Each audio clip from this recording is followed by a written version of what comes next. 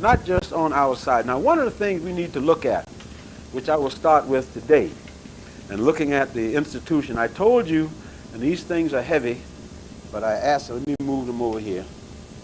These 4 books here, oh gosh, I hope you need, of all the time for you to not get your glasses, fix them things before I get on your case. Don't worry about it, just don't let it happen again. These 4 books here, volumes 1, 2, 3, and 4, they're entitled Documents Illustrative of the History of the Slave Trade to America. And they were done by a woman by the name of Elizabeth Doonan, started with a Carnegie Foundation grant in 1931, and spent the next 7 years putting this out. This is a very rare selling, so I just let you know, but I wanted you to be able to get some flavor of this, to read you some things from the horse's mouth. This is a reprint. It was originally published in 1930. And Octagon Press did a thing in 65. I don't even want to tell you what this cost me.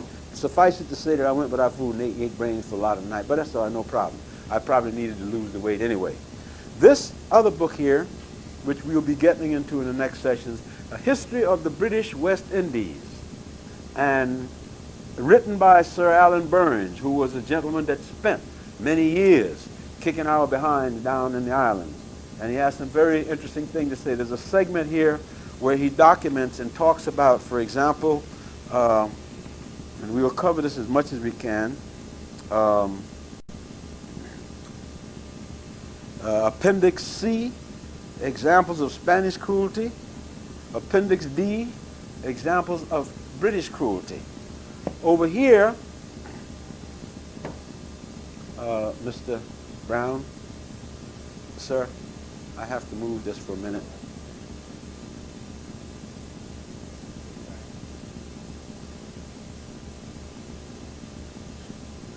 I've done this from this before, but for the benefit of those who are new students here, this is from Charles Dickens' American Notes, the book that he wrote on his visit to the United States in 1842.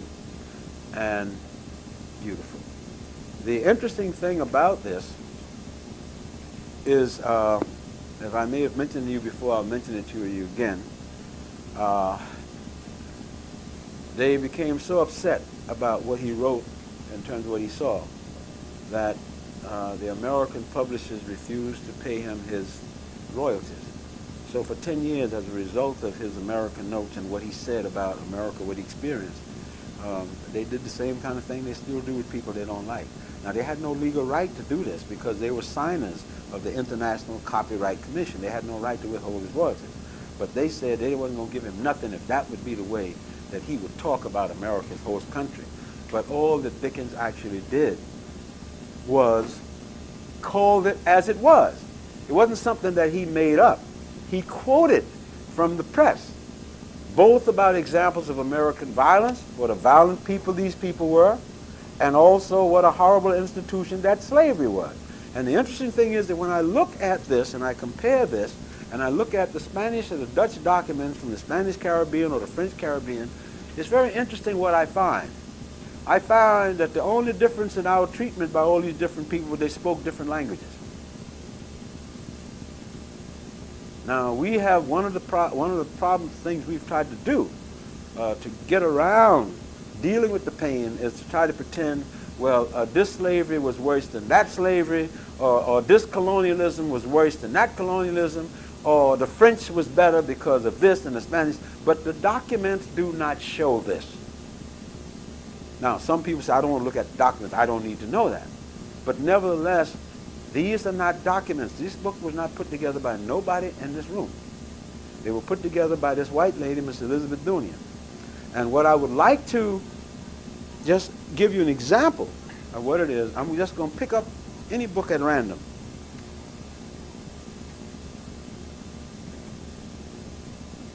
Did you focus in and get this? I want a close-up of this. Yeah. What does it say? It says age and treachery. Yes, will outwit youth and skill. So that's my motto, okay? All right. That make you feel better?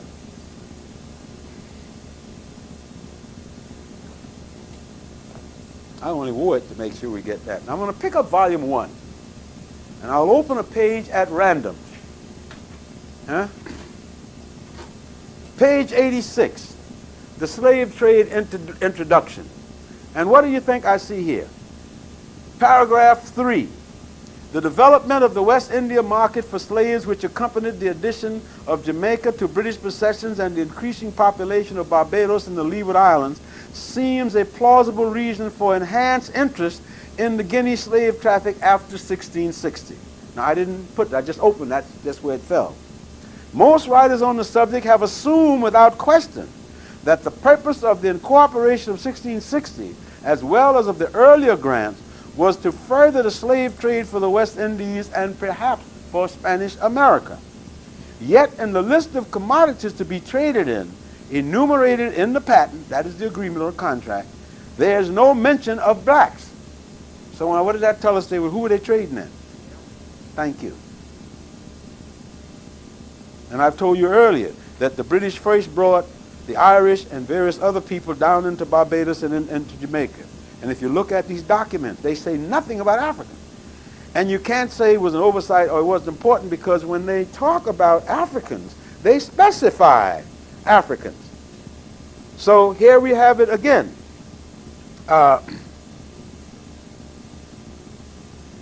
Then we go on and he talks about the case of the Royal Africa Company. Now, why is this important to us at this moment? Last week, some of you may have seen a photograph on the front page. They made sure they got this photograph on the front page all the time. Oh, I see you all know where I'm going already. Yeah, of this big sister, yeah, Miss Frazier, with her arms all around the Queen, and the Queen is like saying, what the hell is this? All right? Right. And egads, a hug. Egads, a hug. Yes. Now, why y'all think this? You understand what I'm saying about understanding your history, and those who will not learn from history are bound to repeat his mistakes. I don't want to jump over the sister. I give her the benefit of the doubt that maybe her ignorance permitted this, but ignorance today is no excuse. Well, I said, listen, I'm the teacher now. Huh? What'd you say? Yes. She said she knew.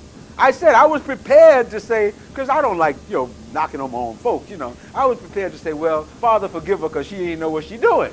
But then the woman blew a cover. She said, yeah, I know all the history. She also knows that the royal family, as you know, these English royal families, they are the world's wealthiest parasites.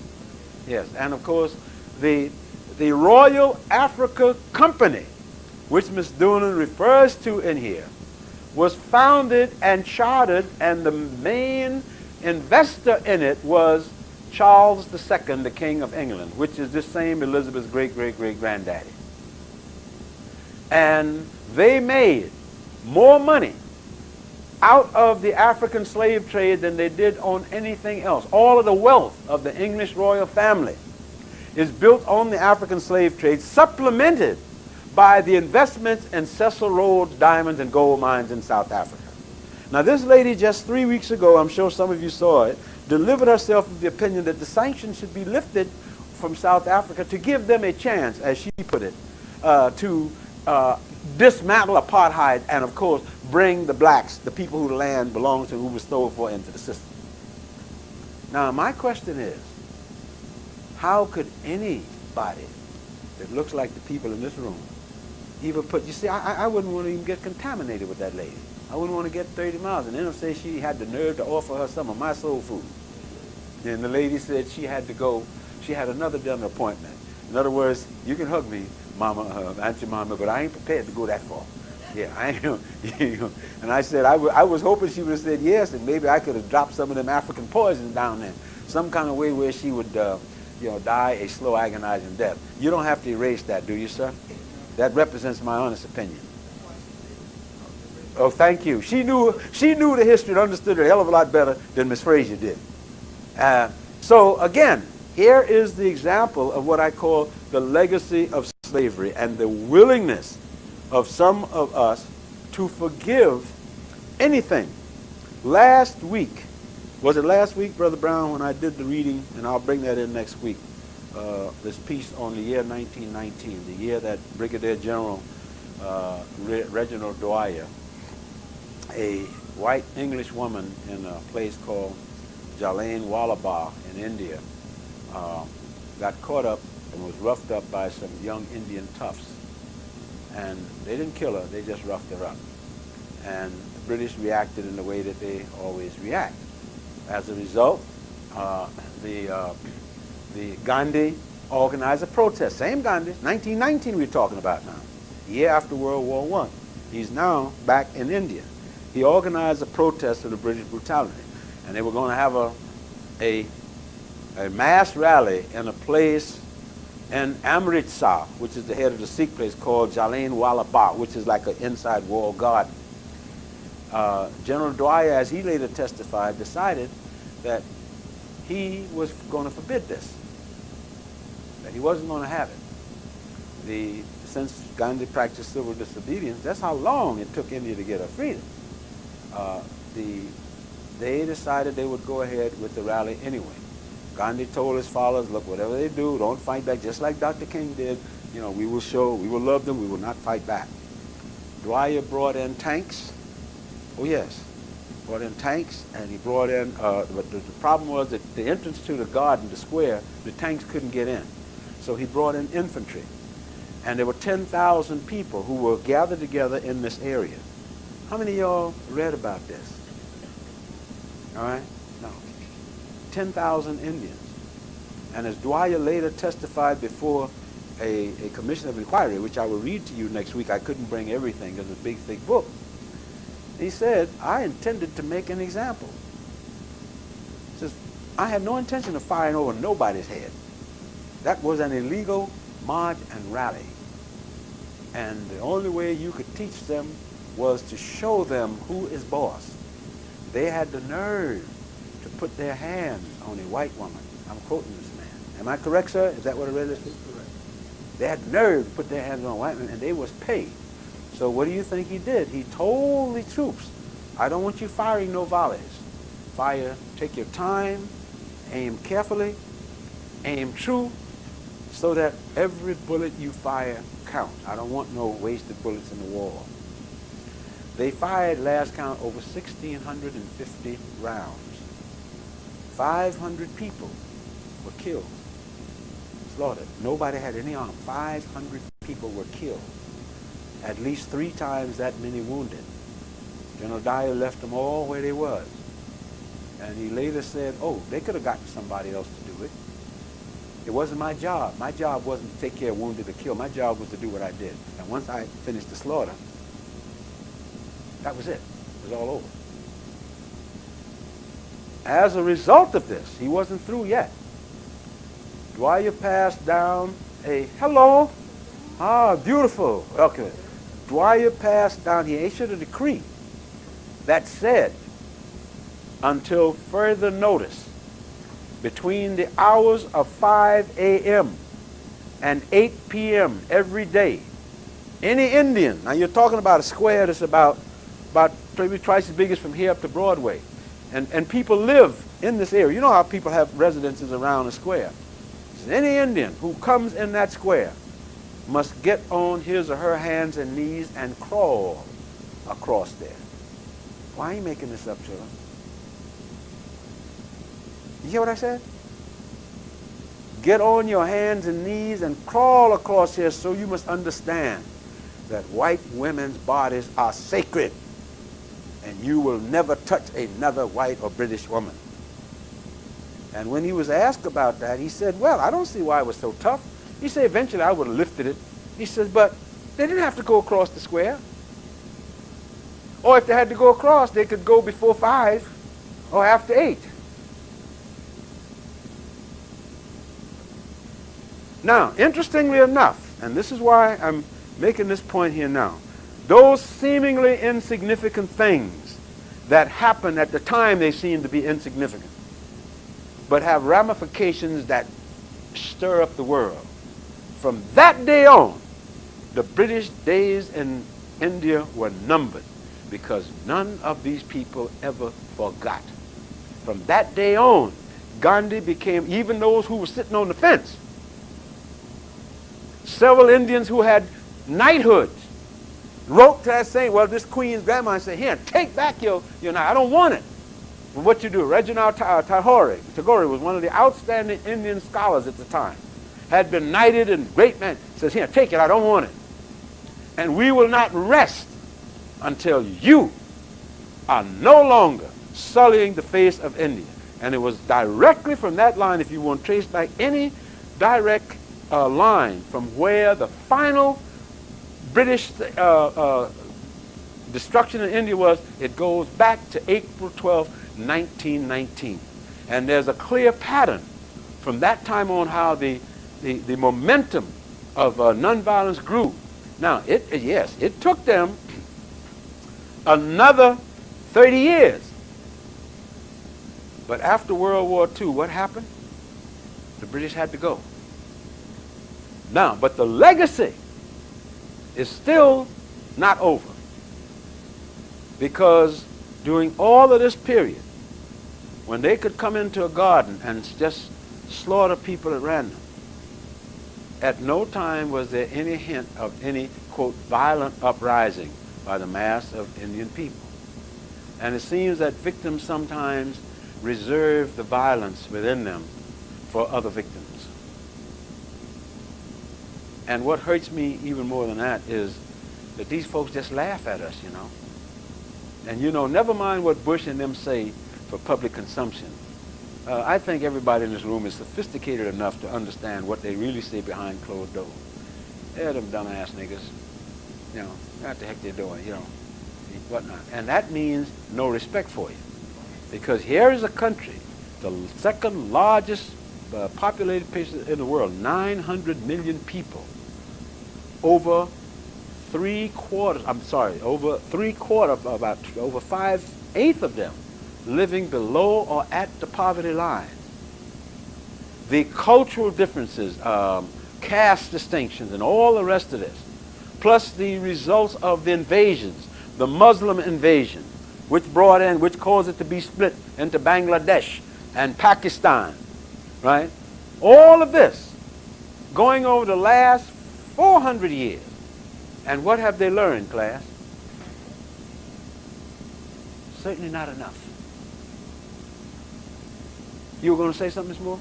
All right. Now, so when you look at this and watch how the people tell us how slavery wasn't so bad and how we should be grateful, and you sit and you look at this, just as I said, at random, just look at some of the documents, and some of these have to do with contracts. Hey, dated at Whitehall, January 10th, 1662. This is document number 40. Declaration of the Company of Royal Adventures of England trading to Africa. To all His Majesty's native subjects in general, the public declaration and invitation of the Company of Royal Adventurers of England trading into Africa. Whereas the King's most excellent Majesty had seriously considered what profit and honor did formerly accrue to his good subjects by the trade of Africa, while the same was supported and regulated by the authority of the charters granted by His Majesty's royal predecessors, and His Majesty finding that of late years the sovereign influence of those charters has not brought as much profit as heretofore, by reason of the universal intestine confusion of the time. In other words, warfare. They had to fight the Spanish and all these other folks who were out there competing with them for this horrible trade in human beings. And he says, whereas other nations have taken confidence so far to invade and disturb His Majesty's subjects in the said trade. Now bear in mind, the Africans never knew that they were the kings of England's subjects. I'm going to point that out to you. These were laws made, remember I told you the one about the Irish, surrender and regrant. Nobody bothered to inform the Africans that you had suddenly become the subjects of the kings of England. But this is their law that they're saying, and that these other people, Holland, France, Portugal, Denmark, Germany, were encroaching on their turf in their area, which was their territory. Now that brings us right back for a comparison to the so-called regime in Azania today, who call themselves the Dutch people who runs things, the Afrikaners. Is that clear? Mm-hmm. Now,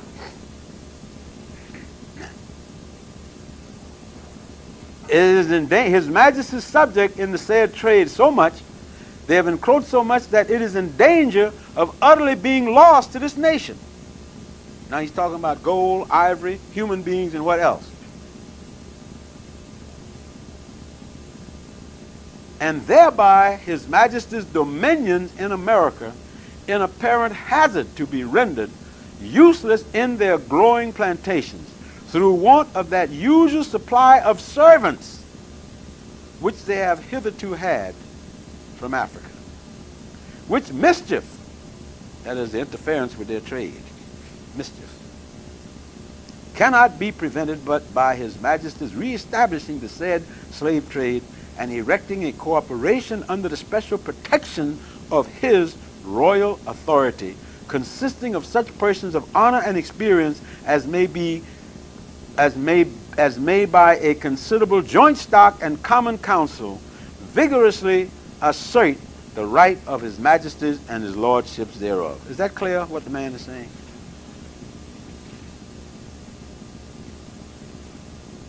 And His Majesty having to that end been graciously pleased to grant to His Royal Highness the Duke of York.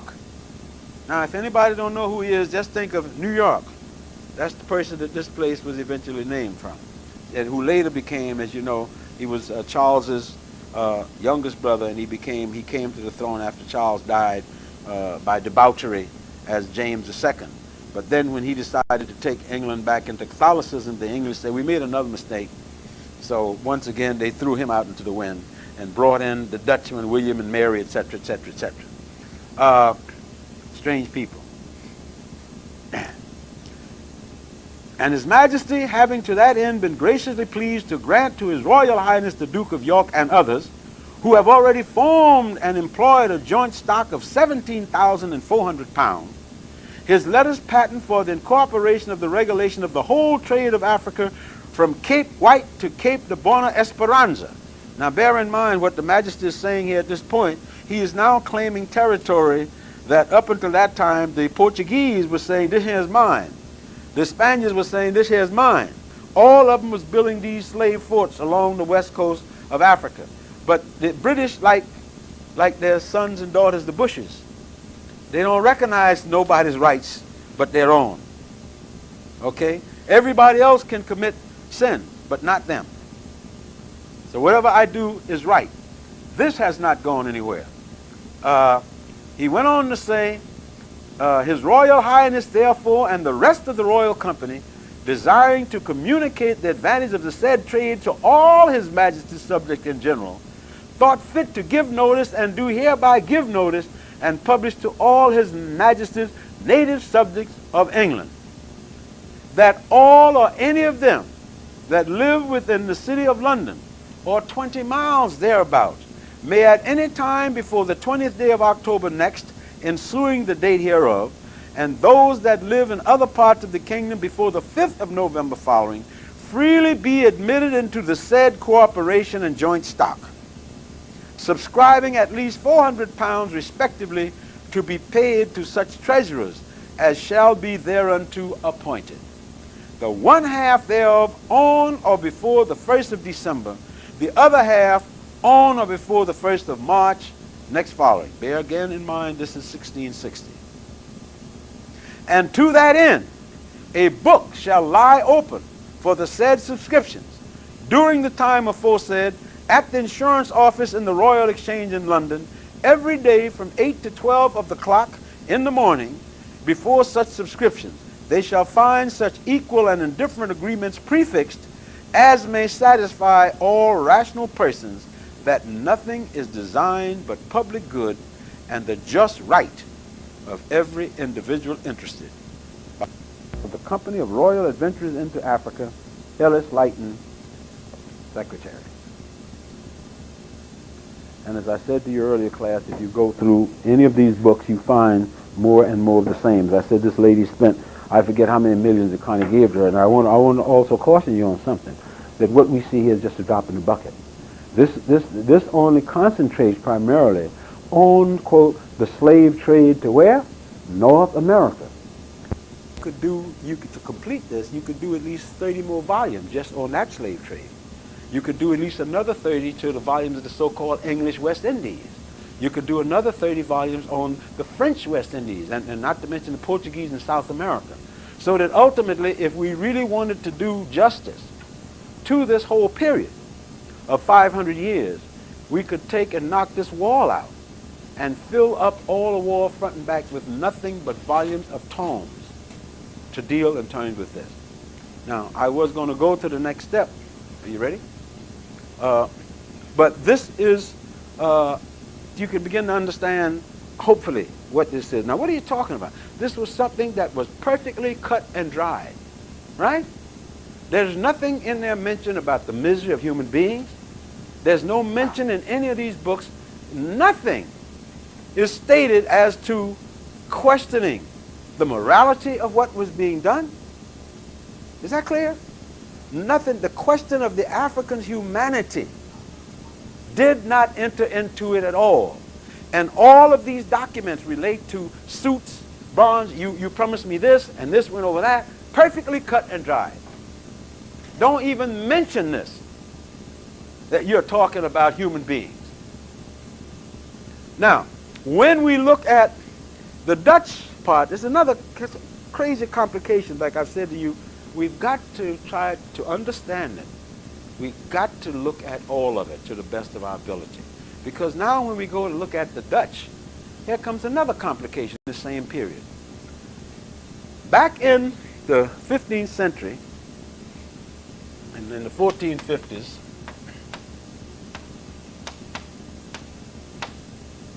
I hope you don't get too bored by this, but it's important. Holland, or what we today call Holland, Belgium, Flanders,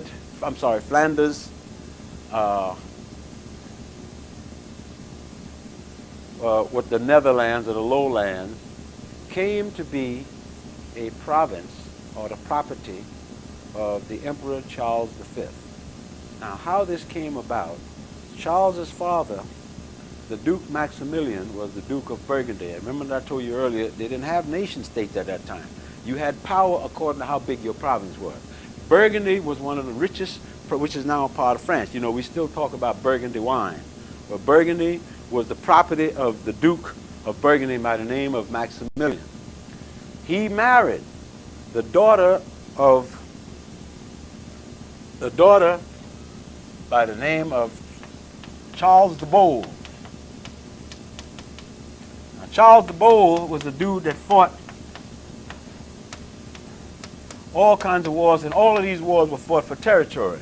Now, when they use the word bold here, they don't mean bold in the sense that courage.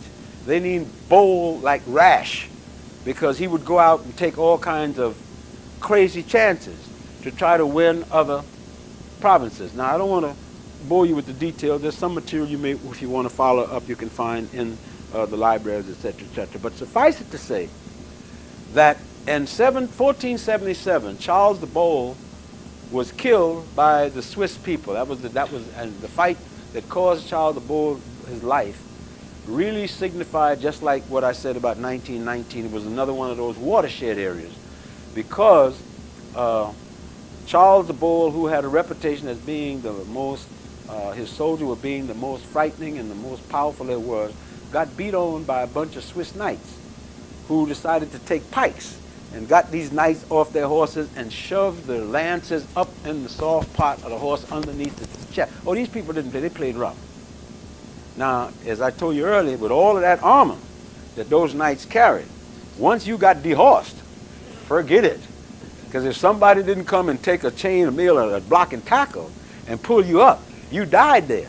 So what the Swiss would do after they dehorsed them, then they would lift up that little hinge thing and then take a lance or something and shoot, stick through and come out. Oh, yeah. Oh, yes.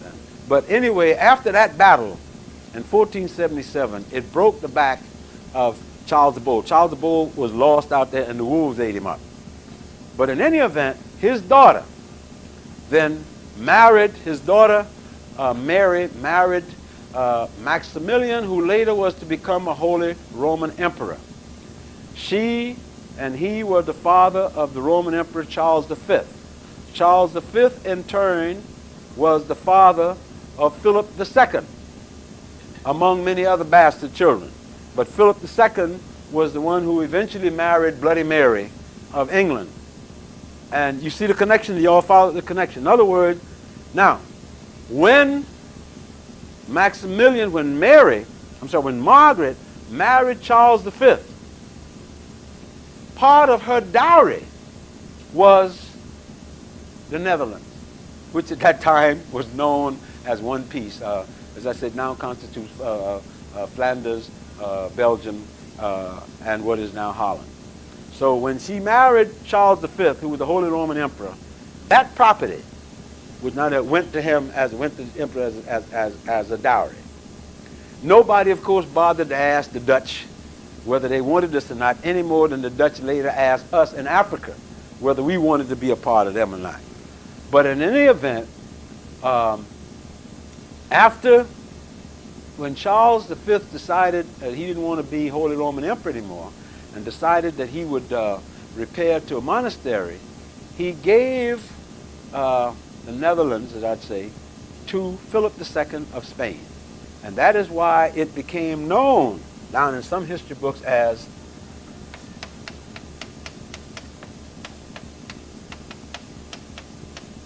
the Spanish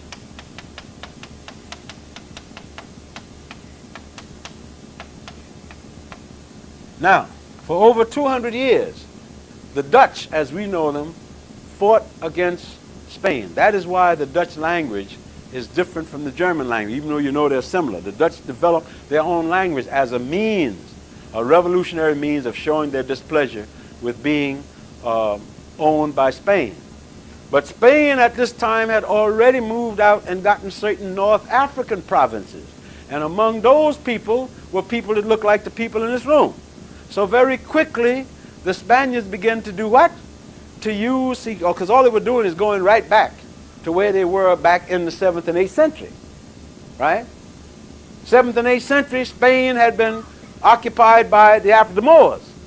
So when you're coming back now, 700 years later, 700 years later, you find that Spain is now using African soldiers in Holland in order to put down the Dutch's attempt to get independence. You see, it's a very complex thing, because now look at the next step. All during the 16th, the 17th, and 18th century, the Dutch were fighting Spain 150 years, trying to get the Spanish yoke from around their necks. At the same time, they were sending ships to Africa, right? Trading in slaves, West Coast. They put slave boats there and was going down trading in the Caribbean, St. Martin's and all, right? Now, so here, can you all see the complexity of what I'm saying? Here are people that is being owned and run by another European folks. But while they're fighting to get rid of their Spanish masters, they are also out there involved in the slave trade. That is how they managed to get here. Now, what was it that made them give them a head start? Again, Spain was, in a sense, directly responsible for its own degradation. Because, as I said to you earlier, most of the technology in Spain, the medicine, the doctors, the mathematicians, were either Moors or Jews. In 1492, the year that Columbus, the Sephardic Jew, came here, which I like the way they change folks around when it's different, was the day that Ferdinand and Isabel the Catholic said that all non-Catholics, non-Christians, must be out of Spain by a certain day, the ones who left on the pain of death.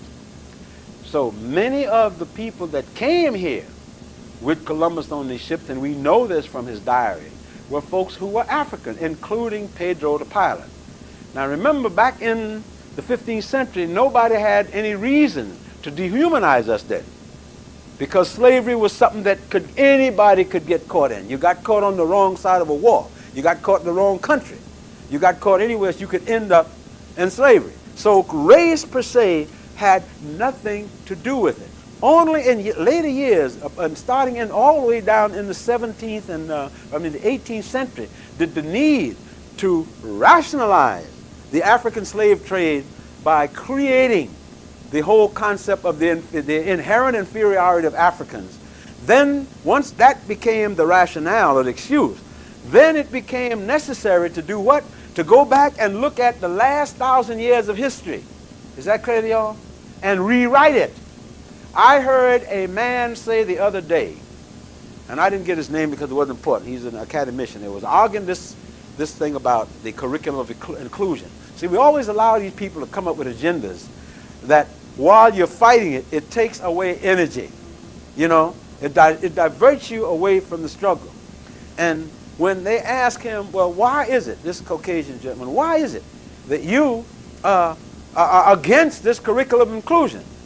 He says, well, it is clear to me that the black folks have decided to invent a history for themselves. That's a quote. Did anybody understand what I said? Now, this is a bunch of top academic people sitting around discussing the pros and cons. Now, isn't it interesting? We have decided to go and invent a history for ourselves. In truth, who really invented the history for themselves? Was it us or the Europeans? You see? Clip. Standing on his eyebrow.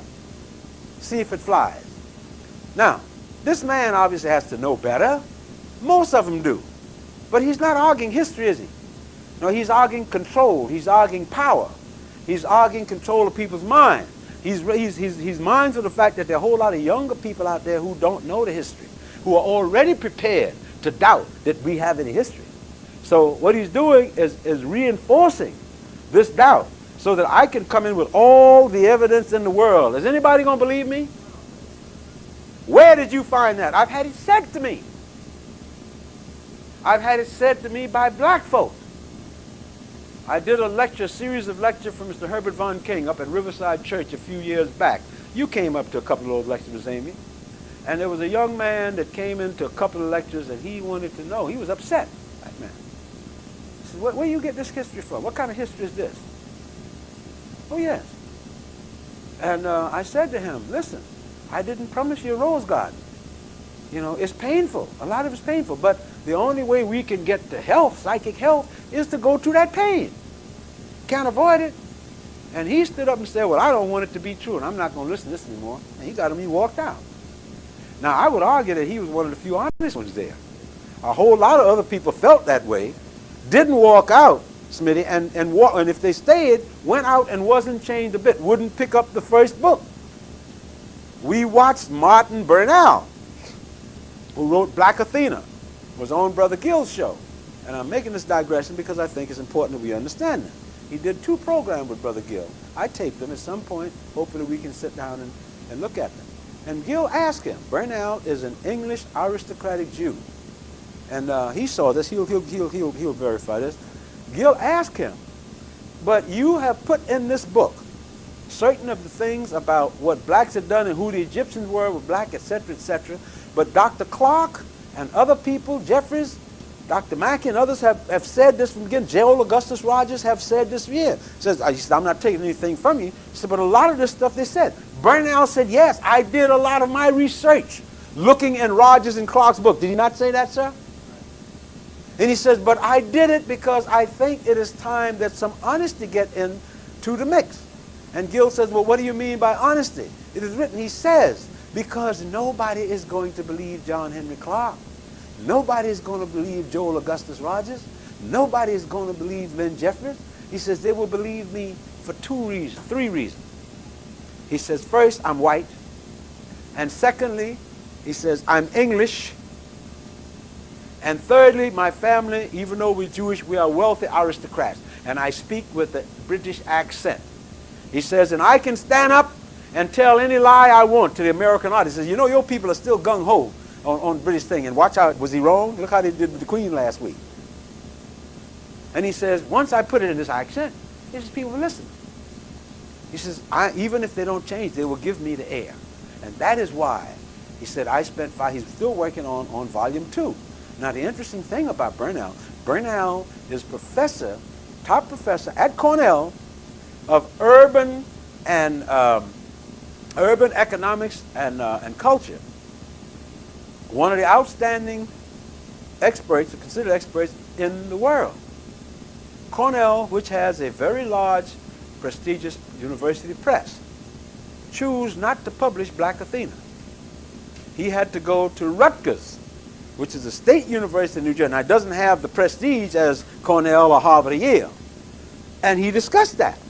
He says, yes, he says, I would certainly have wanted Cornell to publish it because they have the resources to get it out further out. He says, but I sat with my colleagues and they argued it's not important. He wasn't interested. Gill said, did they deny it? He said, of course not. They don't have to deny it. All they have to say is not relevant. And if it ain't relevant, I ain't going to publish it. So they're not going to give us options to get it out.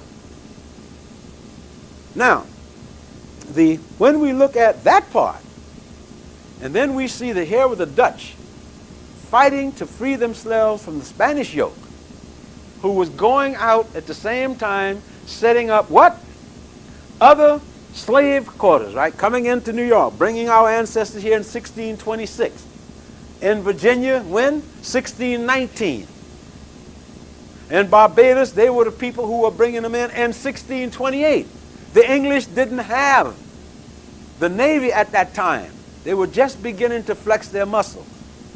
Spain was already dying. As I said, shot herself in the foot when you decide to kill the best that you have in you. Now, what then gave the Dutch this edge? Yet they were an occupied country. Again, with the benefit of hindsight. When Spain ran the Moors and the Jews out of Spain, since the Jews had already been a wandering people, much like us, you have to make your contacts or your network wherever you're at. The thing you do, if you want to save your neck, you try to find some place which is some country that is your enemy's enemy. And what country was that? In the same. Well, that country would be Holland, or the lowlands, as it would call. So many of the Jews, the Sephardic Jews, went there. They had connections in England, etc., etc. So it was Jewish money. People don't want to tell you this. It was Jewish money that financed the Dutch slave trade. Now, don't y'all call me anti-Semitic. As a historian, and I can document it, but it happened to be true. For years, for the first 150 years, most of the middlemen in this trade were Jews. When you looked at not only here but in the Virgin Islands, in Brazil, and all you have to do, if you don't believe me, for some stupid reason I'm curious about everything, and one of the things that always fascinated me is names. If you tell me your last name immediately, because all names mean something. Now, all we have to do is go look in the Rio de Janeiro telephone book, and you see that book loaded with names like Ferrara, F-E-R-R, right? This is a Sephardic Jewish name. Okay? Spinoza, who was and you can find many of these same names, all of these names, because these were names that Jews were forced to take. Remember we talked about it earlier. When you went into a place, either the name became anglicized. With us, they just gave us a name. But they were forced to take certain names, and the names had to agree with a occupation, or the town where you lived, or etc., or etc., etc. There were people who was called aptepico, which is a meaning an apteka, or a pharmacist, the pharmaceutical chemist. So when you look in these phone books, you see all of these names. One of the biggest cemeteries, you probably have heard Dr. Ben say this, because he's Jewish, like Jewish. One of the biggest cemeteries on St. Thomas Island is the Jewish cemetery. And that cemetery has been there since the Dutch came there back in the 17th century. And the thing is that you see Jacob ben Jochanan, who lies right there, and over there is his slave Joseph. We see wills where these people manumitted certain slaves for honorable service. So it's not something we're making up. And then when you come in and you look at the people who were involved in the trade in Savannah, in Baltimore, in Charleston, it's only a hop, skip, and jump from Charleston to the West Indies. I'm sorry. And New York also. Thank you. Because in the beginning, they were the ones. So the Dutch West Indies Company and the Dutch East Indies Company were largely financed by Jewish money. And one of the ironies with all that, one of the first rules that the Dutch West Indies Company said was no Jews would be permitted to live in New York, in the colony of New York. So we have that contradictory kind of thing. As I told you the example back in the 14th century when Richard the Lionheart was being coronated, and Isaac of York and all his Jewish subjects decided that they won't come up there and pay homage to the king. And the king had put the word out, I don't want no Jews here. But they didn't think he meant it. And they came. And the Englishmen slaughtered them. Yeah, threw them out of windows. Did exactly what they did, what the Irish did to us over here and during the draft riots in the 19th century over by 5th Avenue, 42nd Street. I'm sorry, 43rd Street. So that, and of course they rationalized it. And for over 300 years after that, the law said no Jew could live in England unless there was a special dispensation that he had something to do that the king needed him.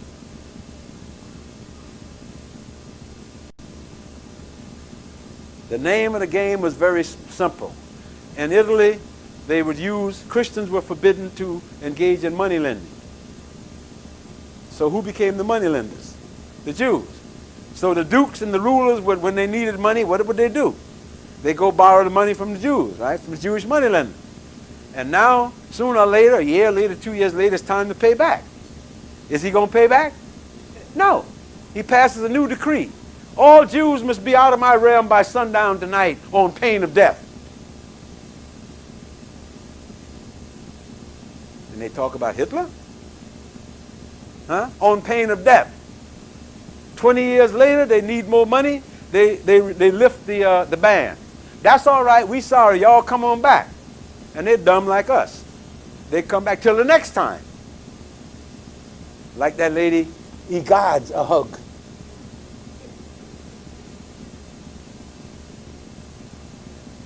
So that, now when you look at the French version of it, you see precisely the same kinds of thing. Here you had this several complex war activity going on. Here were the French, the Spaniards, the Dutch, and the English, and the Portuguese. All of them, well, Denmark was so small, it didn't just like that and it was gone. It never could make a big dent impact. After they got the little island down in what we call the Virgin Islands, and a little bit on the little bit down in the coast of North Carolina, and that ended that.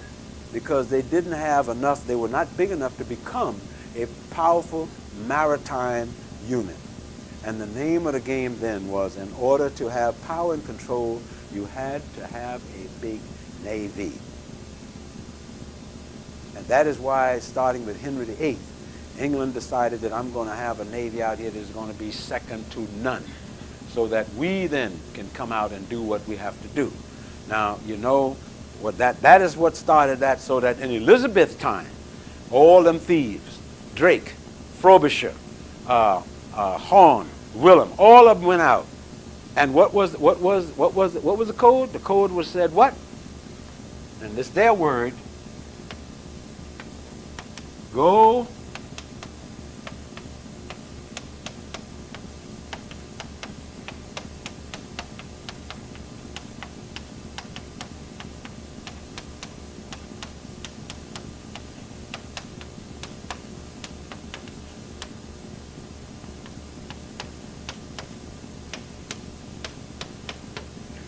and singe the Spanish king's beard. And what did that mean? Rip off everything you can catch. To the extent, now bear in mind, the king of Spain, you see the complex was whose brother-in-law? Philip II was Elizabeth's brother-in-law.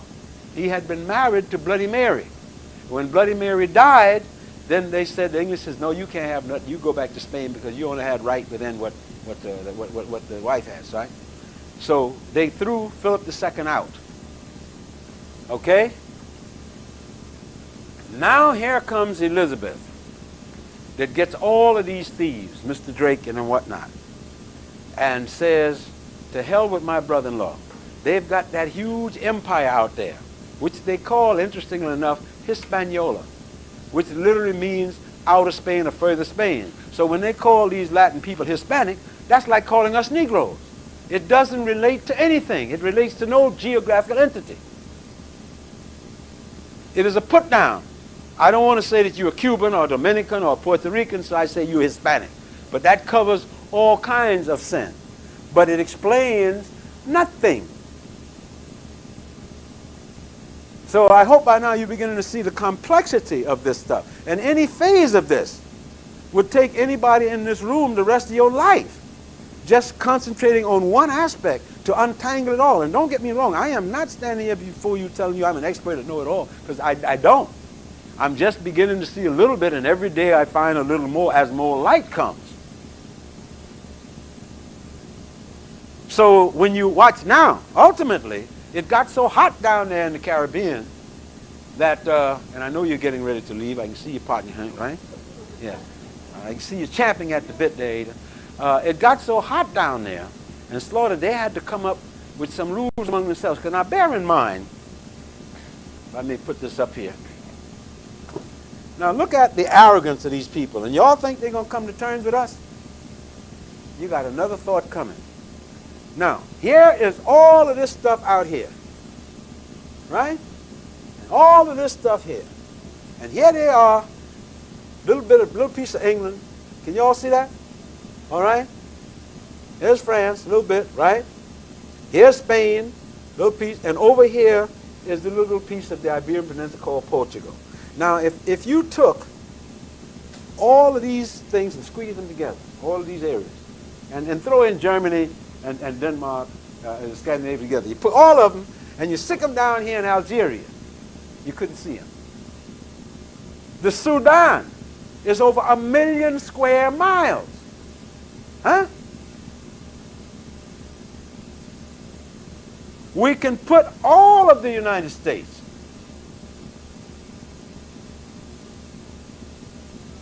all of it in this little part here. That's why they have to distort the maps. This map, why they put it in the middle, this is 3 million square miles. And as I said earlier, when they count their territory, they say land and water. All the other nations, they count land. Let me tie this in for you in a modern sense so you see exactly what I'm talking about. You know that this week, last week in Yugoslavia, they got all kind of problems, right? The Croatian says, I ain't gonna play with you, I'm going off and start my own republic, right? Now, Yugoslavia is less than 150,000 square miles. And yet, they have had to take this little area and break it up into 6. Let me see if I can find it over here. Yeah, there's Yugoslavia, this little piece of land right here. And in order for them to get, all of them Slavs, by the way, but different sub-ethnic groups. So in order to kind of get along any kind of way, they had to split this little country up into 6 republics. The Serbs say, I don't want to deal with the Croats, who don't want to deal with the Slovenes, who don't want to deal with the Bohemians, who don't want to deal with the Montenegrins, because the Montenegrins, of course, the Turks came in here, as you know, 500 years ago. And these folks in Bulgaria, Hungary, all of them places, you go there right now, Romania, Albania, you watch people walking around with fezzes on, and when facing east, facing the Mecca to pray. The only difference is they're Caucasians. Now, last week, Croatia voted that I'm going to go off on my own. How you going to do that? Thank you.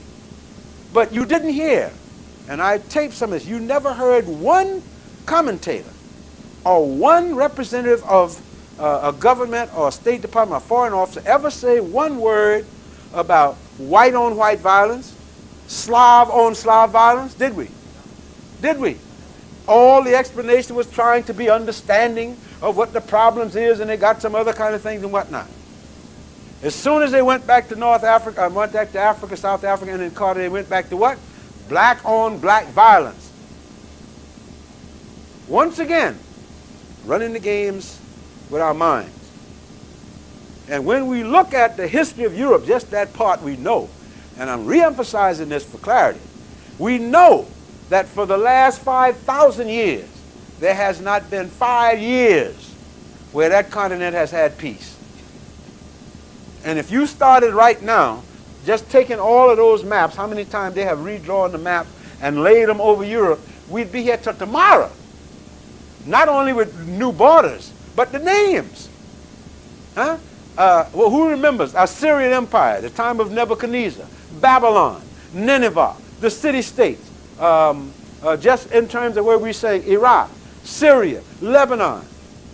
And then when you get over in these areas where you got here today,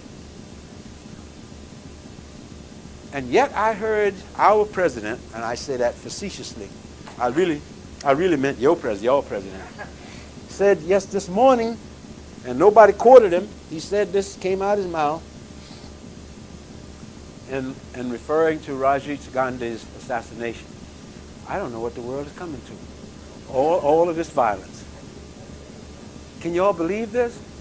And what did I tell you all that Harriet Weston, my sainted grandma, used to say? Lord, these white folks ain't what? They ain't got no shame.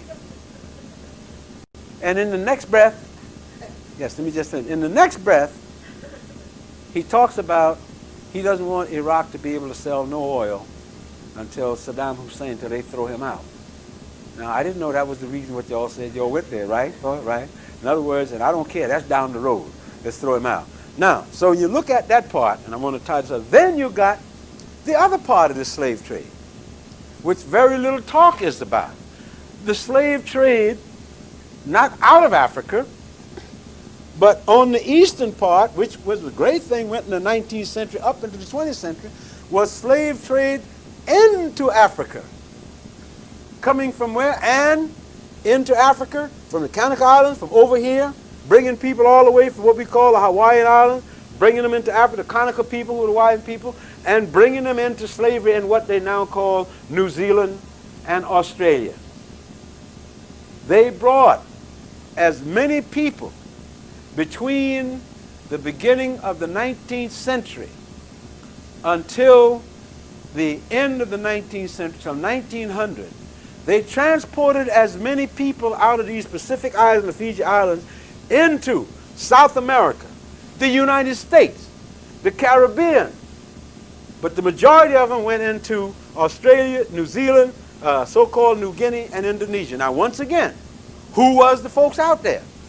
The Dutch, who went to Indonesia, again in the 16th century, got an early start, went into India and Goa, and the Portuguese in the 16th century. Now, all of these people were doing this, claiming that they were doing us a favor. And how did they explain that slave trade? And this trade went in Africa, it went primarily in Kenya, Zimbabwe, Mozambique, and parts down here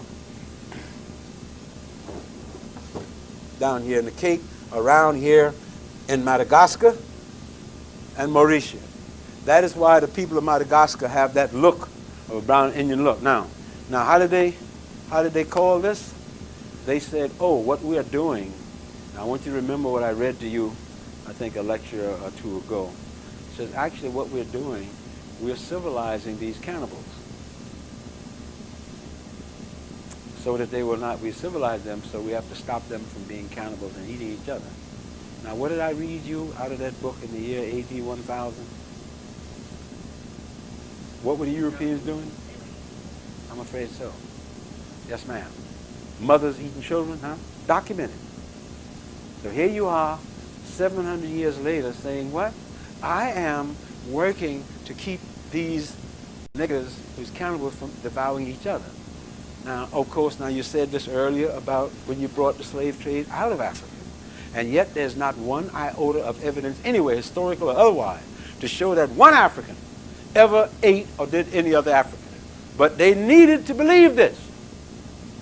And when it was the Kanaka's time, they did the same thing again, so that when you see the Dutch and these people all over, and the French, all of them were into it. France utilized slaves in Vietnam, starting in the middle of the 19th century. This horror is something that, no wonder they don't want other people to start looking at this history. You have to understand this if you want to understand or begin to understand why the people in Vietnam fought so hard to keep these people out. They weren't concerned about the fact that these white people call themselves Americans or British. That wasn't what they were concerned about. They were Europeans. And they were not prepared to submit, because here again is the example of cruelty, where France, the French soldiers, would cut off the ears of Vietnamese and cure them as you would leather. Cut their skin, kill them and cut their skins off, and make purses and love heirlooms to send back to their girlfriends back home in France. Nobody said a word. Best for these quote-unquote savages. It's like it never happened. I don't blame people for not wanting the history to get out. The few people that I can touch others, they figure it's not enough to bother them too much. But the fact is they don't want any of this out. Now, this history, what I'm sharing with you, is not, for the large part, history written by black folks or dark people. This is history written like with Bernal, of their own revisionist historian, who now, because we are beginning to write history and to interpret history, figure, well, the jig is up. We may as well tell the truth. Because, they will never let you get ahead with nothing. Right? Because I ain't going to let Moses and Mosetta beat me to it. So let me get out there and correct the record. So I can say, yeah, I was out there also. Just like they are now the people who invented jazz and gospel and blues. No shame. So when we look at this, you see that all of this complex situation is going on all the time.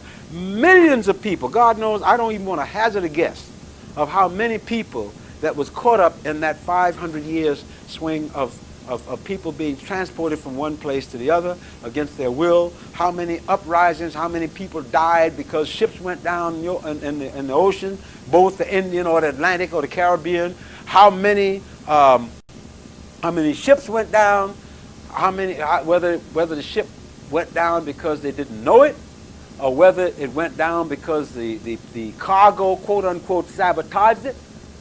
But we know this. We know the brutality.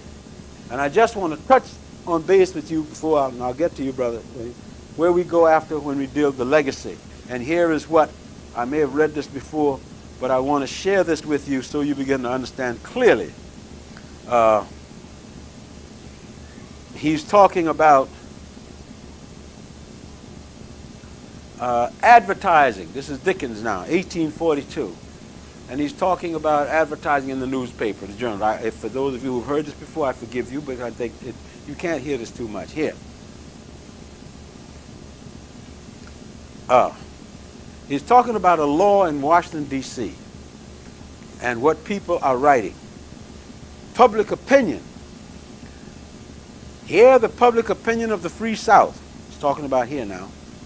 As expressed by its own members in the House of Representatives at Washington. Quote, I have a great respect for the chair, quoth North Carolina. I have a great respect for the chair as an officer of the House, and a great respect for him personally. Nothing but that respect prevents me from rushing to the table and tearing that petition which has just been presented for the abolition of slavery in the District of Columbia to pieces. That's a quote. I warn the abolitionists, says South Carolina, ignorant, infuriated barbarians as they are, here's that word again, that if chance shall throw any of them into our hands, he may expect a felon's death. Close quote.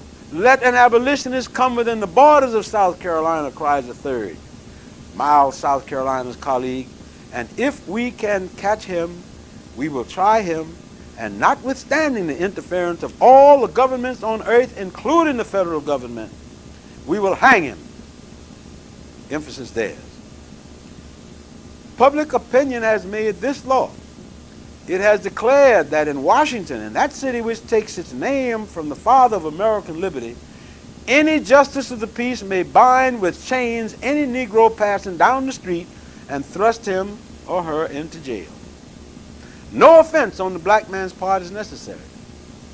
The justice says, quote, I choose to think this man is a runaway, and locks him up.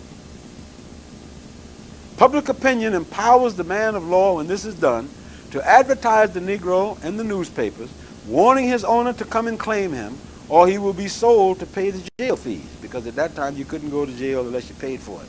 Paid for your room, your lodging, and your food. If you needed clothes, you paid for that too.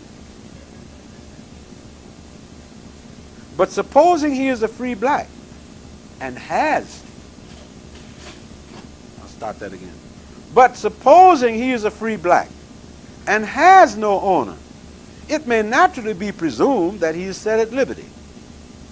No, he is sold to recompense his jailer. So here's a man who started out, quote, as a non-slave, picked up because somebody chose to see him as a slave, and when it could not, kept him in jail for whatever time he was. When it was proven that he had no master, this is no sweat. I now own you because you ate food while you were here. You slept while you were here. And therefore, I'm going to sell you to get back the cost of keeping you. I don't see, if I may say parenthetically, and y'all may hold me this against me for this, I don't really see where that much has changed. I really don't. They just found different methods to achieve the same thing. Because what we're talking about is control, aren't we? Control. Right. Changing the rules. Now, and Dickens goes on to say, this has been done again and again and again. He has no means of proving his freedom, has no advisor, messenger, or assistance of any sort or kind. No investigation into his case is made or inquiry instituted. He, a free man, who may have served for years and bought his liberty, is thrown into jail on no process for no crime and on no pretense of crime, and is sold to pay the jail fees. This seems incredible even of America, but it is the law. And just to give you one of these ads that he gives a couple from the paper press, which he read from the journals.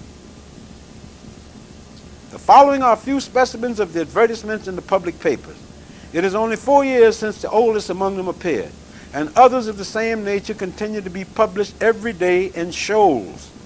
Quote, ran away, the Negress Caroline, had on a collar with one prong turned down and 3 teeth missing.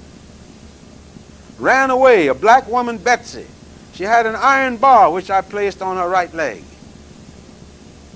Ran away, the Negro Manuel. He is much marked by the irons. This is not propaganda that somebody said about our former masters. This is what they themselves are saying and trying to recognize their, quote, property that they're advertising. Ran away, the Negress Fanny. Had an iron band which I placed around her neck. Ran away, a Negro boy about 12 years old. He had round his neck a chain dog collar with my name, Delampert, L-A-M-P-E-R-T, engraved on it.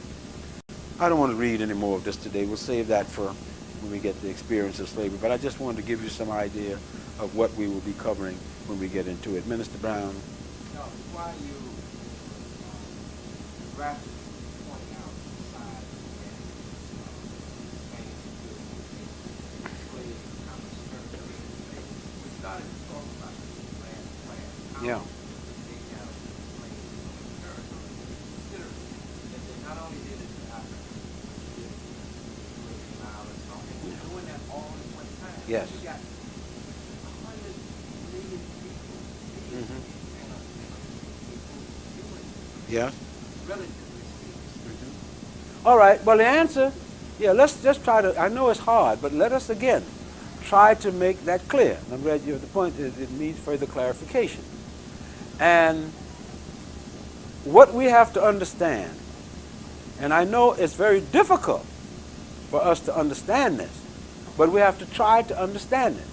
As I said earlier, and I didn't mean it in a negative sense, that part of the reason for our degradation lie in our own history of our own culture.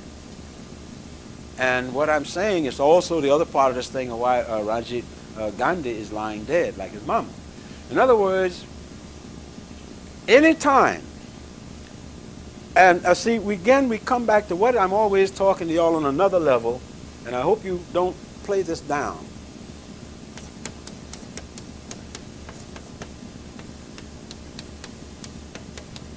The accidents of history. Starting with, in terms of modern history, the first accidents was when Columbus, quote-unquote, stumbled over Salvador. Was that where he was heading for? He wasn't looking for Salvador. He was looking for a westward course to India.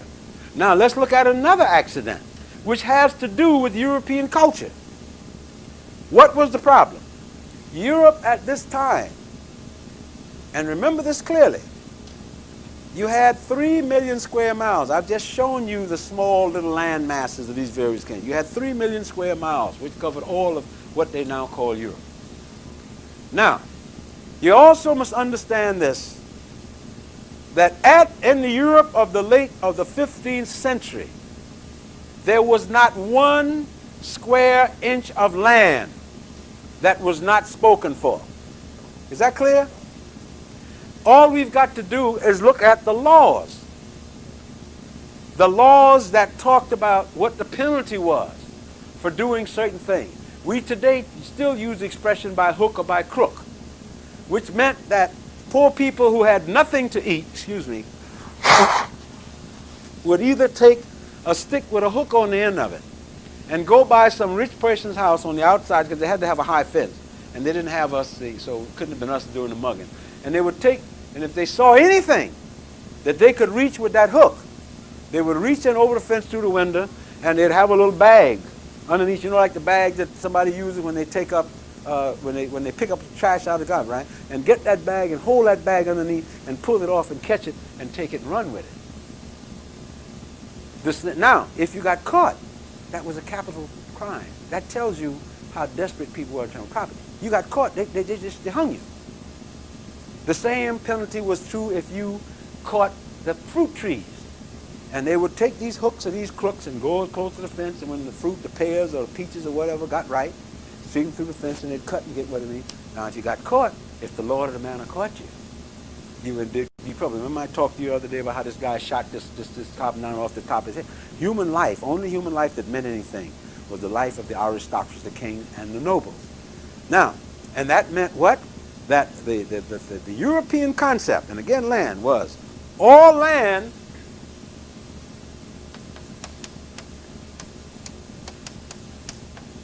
belonged to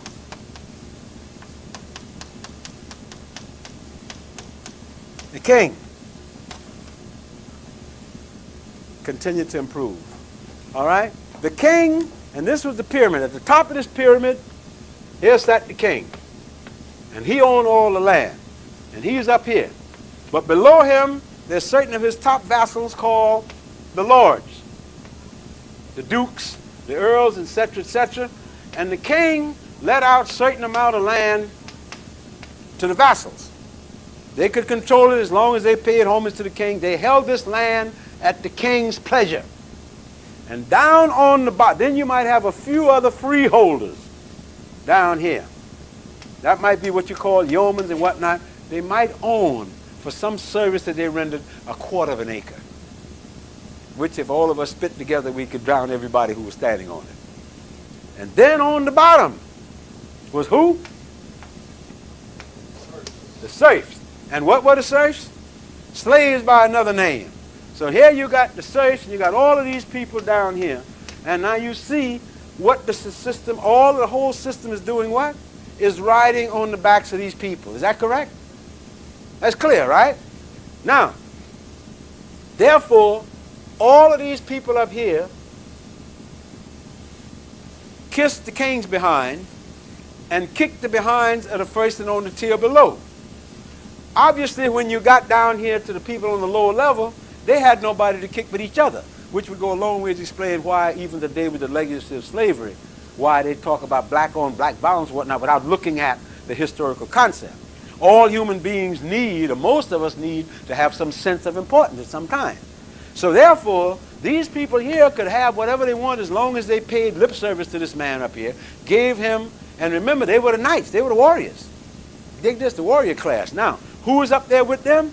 Parallel with them is who? The clergy. Cute. The clergy were the literate people. They did all the writing. They did all the managing, right? You wanted something written, you went to clergy to sign that ring on it. The rest of these folks below is nothing. Now, Baron, there's a point to this, hopefully, because I want you to understand this clearly. This, roughly, is the kind of European culture, or how European society was when they first came out in the latter half of the 15th century and began to discover, quote unquote, or find out that there was another big world out there. Okay? That's the world. That's the kind of society they had. And the laws were strict and stringent. There was more, quote, mugging and robbery in the 10th and 11th century than has ever been since. And up until the 19th century, London was probably the most dangerous city on earth. Not because I said so. They said so. Henry Mayhew said so. No sewage. Babies being thrown out into the streets. You rented a room that had a window, was big shillings. And this had gone on. You look at the law going back to Elizabethan time. This is what y'all see the society. Is that clear? Now, put yourself in these people's place. You get on a ship, you stumble very quickly, through hook or crook, you find out there's another large world out here. The biggest landmass that the people in Western Europe could know of was this landmass. And they didn't identify with them because they said that Russia was the westernmost hump of Asia. The Chinese said that Russia is the easternmost hump of Europe. That argument, that dispute, still goes on today. But suffice it to say, now, this is what your culture is, class. You are conditioned to think, what? Small. You own nothing. And no, thank you, no hope of getting anything. Now, all of a sudden, by a series of accidents of history, a man had someplace. Now, why is he going this way? Why does he want to get out there? He wants to get out there for very pertinent reasons. Nobody in Europe ate anything that looked like fresh meat. Everybody. They had a whole culture of where when gay, particularly the English, all them Teutonic people, they can call me what they want, but this has been documented. When they kill game, like what we would do, you kill game, squirrel or rabbit or whatnot, you skin the game overnight, and then you let the dew hit it, and the next day you cook it. Or you smoke it, right? You bet. But that's not what they did. They would skin they would skin the rabbit or whatnot, and hang this rabbit out until this rabbit got raunchy. I hope you got a strong stomach, until the maggots was running out. And that was when, at that point, when they call about aging, that's what they call, that's when the rabbit then was now ready for cooking. They would then take the rabbit down, or whatever other game, and they wouldn't worry too much about how much maggots they scraped off. Thank you, ma'am. Thank you, nurse. It's all protein. Now, this is the way these people lived. They ate. Now, it also meant that none of the spices that we have now, pepper, which is very important, they very quickly learned, I'm sorry, Moore, but this is the history class, they very quickly learned that pepper and these spices were preservatives. But they didn't grow pepper in Europe. And then through the Venetians, because all the folks that had access to the trade with Africa and Asia, they wasn't giving away no secrets. It was the Moors and the other folks that told the Europeans, man, when you get out past here, the earth falls off and you get off, man, there's nothing but the green monsters out there. And these were superstitious people. They believed it. Because I don't want you on my turf. And so the pepper, when they began to understand about spices from the East, they learned about it through the African, the trade that came either across here, Samarkand, over through here, or coming up through here into Africa, into the Red Sea, and then over here, or the Persian Gulf, coming down the Nile River to Alexandria, and then the Venetians controlled the trade by the galleys from Africa into Western Europe. So they charged what they wanted to. You remember one of the reasons that Marco Polo made that walk to the court of Kublai Khan. When he came back and wrote this stuff, nobody in Western Europe believed him. They thought he was lying when he talked about the wealth of what he saw. Because their imaginations, in their wildest imagination, they could not believe that these things existed. But then when they finally did it, and then realized that they were at the mercy of the Venetians and the Florentines and the Genoese, and remember, where did Columbus come from? Genoa. Remember, he was Italian. People forget that. So that meant then, when you are trying to get a way to go there, you don't know the navigation. You have to go to the people who have the skill. So the idea would be to send somebody west and hopefully outflank these Genoese so you could find something, and of course, getting control of the spice trade. And the idea that he had, and I'll show you clearly, was I will leave Spain and I will go west and I will keep going west since the earth is round, and eventually I will come around on the other side like they split this map. But naturally, since he had no map, he had no way of knowing that this land got in the way. Got in the way. And that is why, as we know, he lied and said, I've been to India and these people are Indians, because he doesn't spend the Queen's money. And you better not go back home and say you wasted my money because I put all this trust in you. So these folks had to become Indians whether they wanted to be or not. But now the other thing is that you now see, and I just imagine myself looking at this landmass, or Africa. Remember, for over almost 1,000 years, they never got anywhere in interior Africa. They had never seen Africa from the Indian Ocean.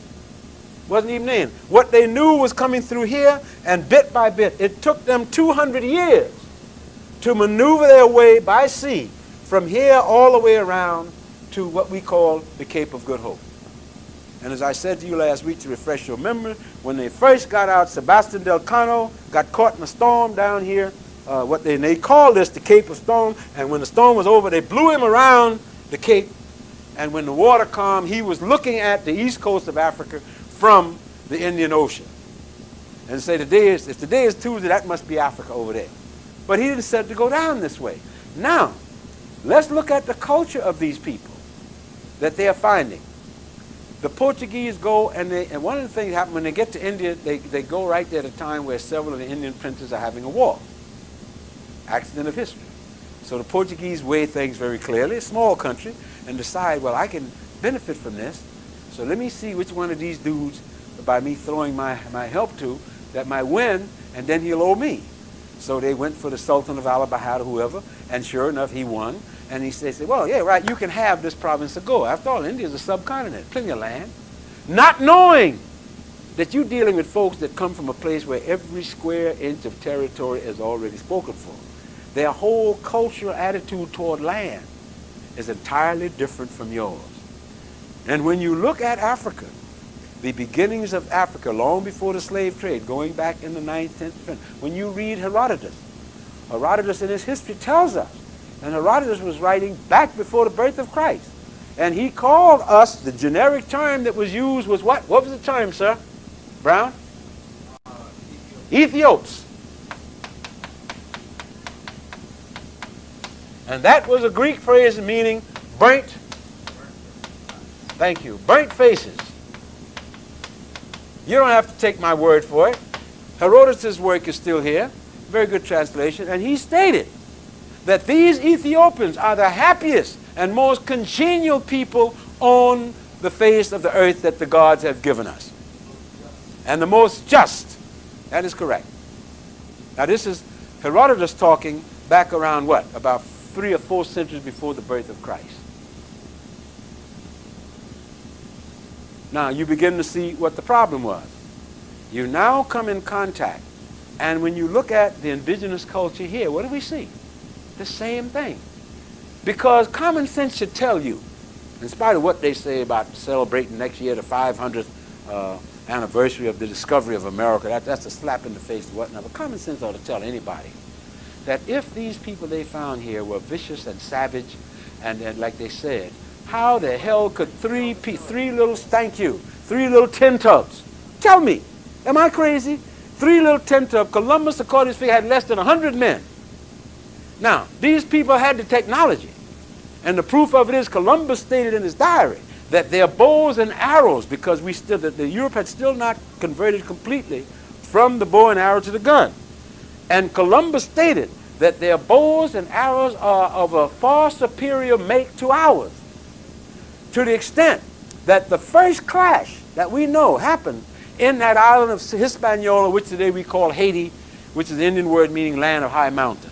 And as Columbus tells us in his diary, when they were getting ready to set sail back for Spain, after being treated royally by all the people they met in Central in the area, they asked one of the chiefs, or kings, they don't like to say other people as kings, they asked one of these kings, would they give them, Columbus then wanted a dozen or so of these bows and arrows to take back to Spain.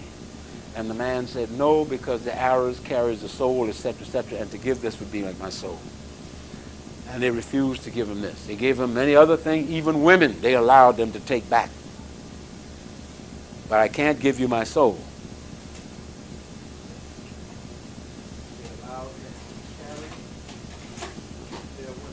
They allowed them, yes, they took back, we know this.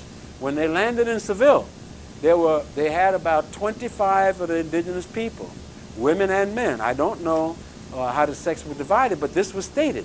And the reason, and it makes sense, the reason that Columbus did this, because he already knew he had a problem. You know, I'm going to give him the benefit of the doubt. This dude, he had to know that he wasn't in India, because he had seen Indians, all right? But he also knew that Queen Isabella and Ferdinand ain't never been to India either, had they? So when he brings these strange people that nobody has ever seen the likes before, and here you come, as he landed in Seville, as was stated, it was a fanfare, and boom, boom, boom, hey y'all, Chris is home. He done come back from India. And he's marching up these people, and here are all these folks with the feathers and their full regalia. Put yourself in these Spanish face. They ain't never seen nothing like this before. Where you been, Chris? India. Yeah, and here's the proof. He brought some gold. He brought some birds, those species of which had never been seen there. Now, as I've said before, what was the queen going to do? Go tell her pilot, call up a pilot and say, Jose, warm up my helicopter and let me go over there and see where Chris been. Can't do that.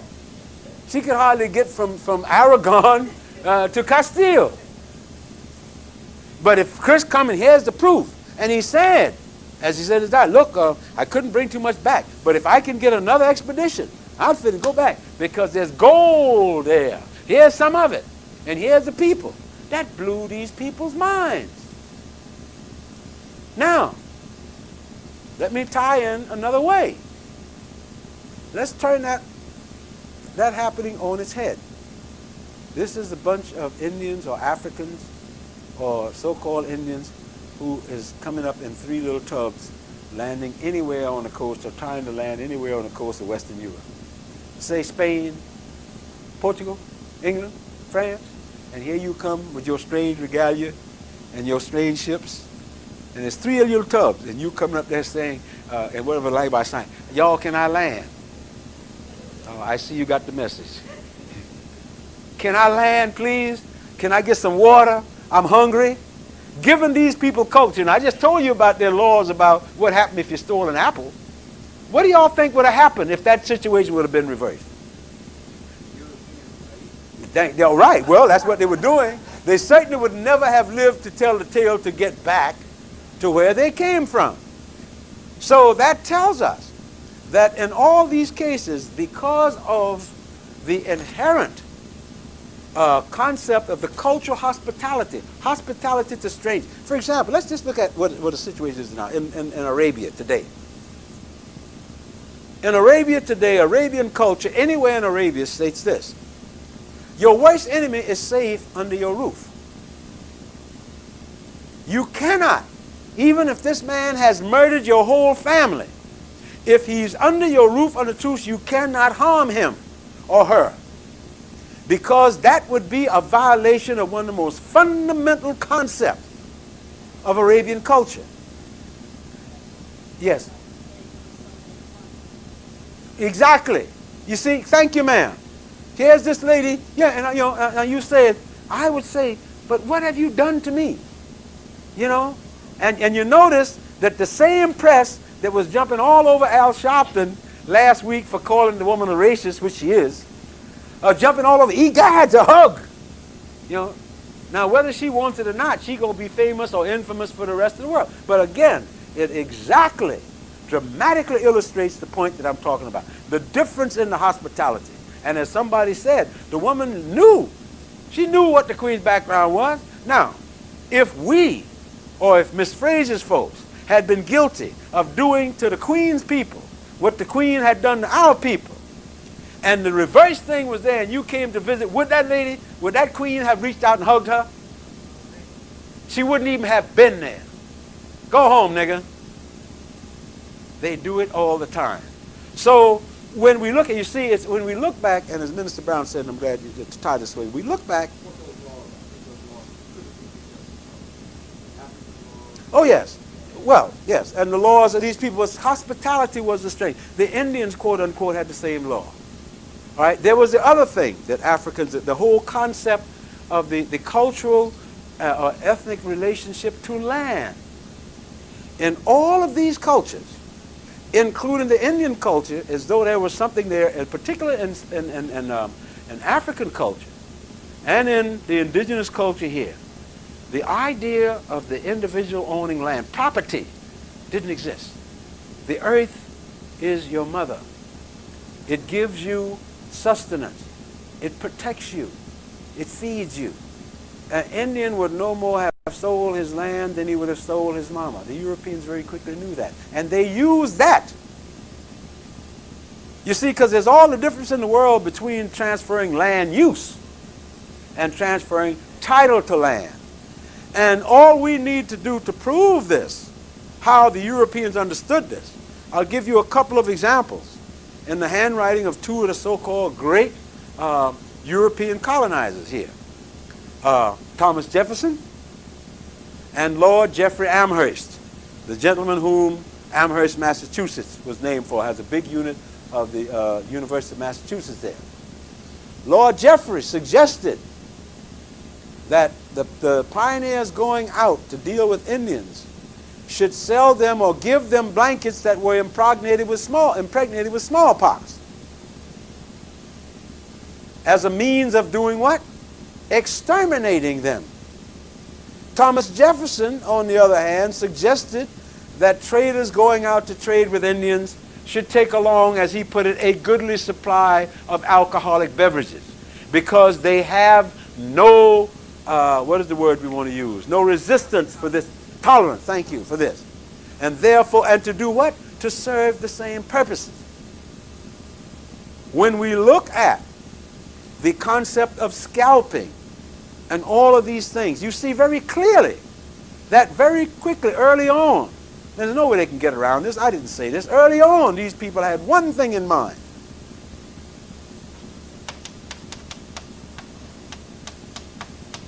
Genocide. And why genocide? It came fundamentally from the fundamental differences between the two cultures, that is European and the other culture, toward land. Can y'all understand that? Because if I am not gung-ho on owning everything that I can get my hands on, then I don't have no need to destroy you, do I? Well, do I?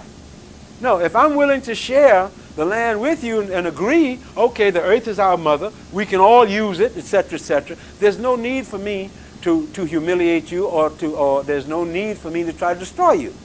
But if I know that I'm a thief and that I'm taking what doesn't belong to me, and I look at your culture and I realize that one of the inherent weaknesses in that culture, in other words, and the ability to protect itself, is your kind of naivete, that you are treating me the way you assume that I would be treating you. And we have many examples of this. of where they sat and smoked the peace pipe. If you just want to stop and look at the trail of broken treaties, and it's not something, see, people like to say, well, oh yeah, the apologists say, well, you're making up. No, I'm not making up anything. There are too much documentation of this because they never thought that any of this would get out. We're writing surveyors. Thomas Jefferson said to George Rogers Clark on a trip, I want you to survey everything. Took this Indian lady, Saskatchewan, with him. She was the guide. Cooked for them. Nursed them when they were sick. Not knowing that they were on a trip to do what? To rip off a land. Not understanding the obvious kind of the culture.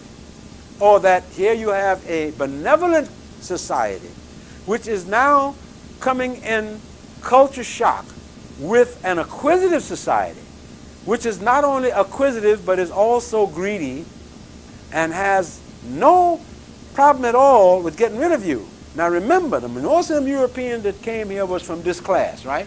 They had to be. Which meant that they were the class that had, what did they have back in Europe, Smitty? Nothing. And now here you come. And here comes all of y'all out here, and you sitting on all of this land. And you were saying to me, yeah, y'all come on in. Is you hungry? How about some pigeon peas and rice? You know, a little callaloo there, little chitlins. Help yourself. Plenty more in the back. Huh? Yes. You know, come on in. Do we still do this? Who made the comment about the lady, Miss Fraser, and the Queen? And I'm sure she didn't even think about it twice. It came just as natural as if I come in here and I say I'm hungry, somebody will hand me a piece of head, right? But the European will say, why should I give you an apple? What's in it for me? I'm not saying all of them. It's not necessary for it to be all. Because culture doesn't depend on everybody who's a part of that culture behaving in that manner. All that's necessary is the people that have the power in that culture to behave in this manner. And I think we must understand this if we ever want to get a handle, at least, on this whole experience of what the slave trade and its ramifications was like. And so also to understand that was also the thing that allowed them to be the original Teflon kids before Teflon was invented. You know, nothing sticks to me. You know, I'm great and I'm good, and anything that happened is something that you did to yourself or you deserve doing. And as a result, if I am not responsible or guilty of anything, then I don't owe you anything. So I don't have no reparations to make up. So therefore, when you come like today, when you talk about affirmative action, or passing a civil rights bill to get some equity for the former victims, which I just read to you about, what do you say? I don't owe you nothing. You're talking about reverse discrimination. Huh? I owe you nothing. Hey, I'm a white man, and I got civil rights too. So what are you telling me? I don't recognize that I did a damn thing to you. You can put that on the top, you know. And if I did, it was something that you deserved. So when you understand this, you can see it had to be this way. Because in the beginning of these modern contacts between Europeans and these other cultures, there's no way that the European didn't have the power. They had the will. But in the beginning, they were not able, they didn't have the technology to transmit the ships and the weapons that they needed all at once.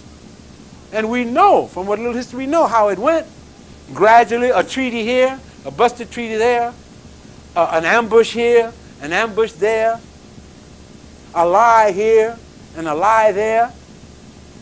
Talking, what was it? Who was it? The Indian that invented the term that a white man speaks with what? Forked tongue. Meaning what? You're talking out of both sides of your mouth at once. So in order for us to understand this, now once that initial contact was made and the base was put there, let me just give you another example and you may leave one too. We talk about 1652 when the Dutch came to South Africa. Have a good day, right? The Dutch came to South Africa and they needed what? A way station.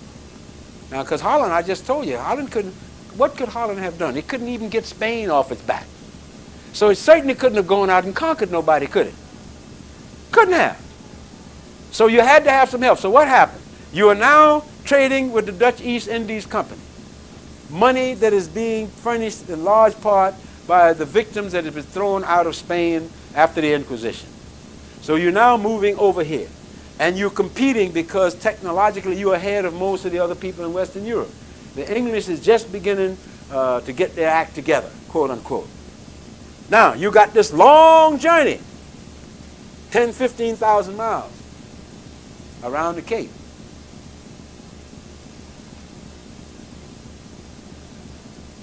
And they needed some way station to rest, put off their sick people. They come here and they ask Bantu nations, listen, you know, we have these people. Can we just have a little piece of land down here? And you can see the green. This is all fertile green. To put off our sick. Let us have a few cattle where we can get fresh meat. Right? Because I told you what kind of meat they were eating, right? What was the condition of that meat? And maggoty, rotten meat, right? And can have fresh meat, sell it free. Yeah? Yeah, why not? We got plenty.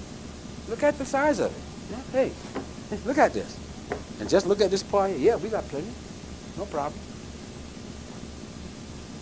So, you come in, help them build the station. It's not because I said so. The Dutch, the historian wrote that. How kind these people were to them. It's a story that you see everywhere they went.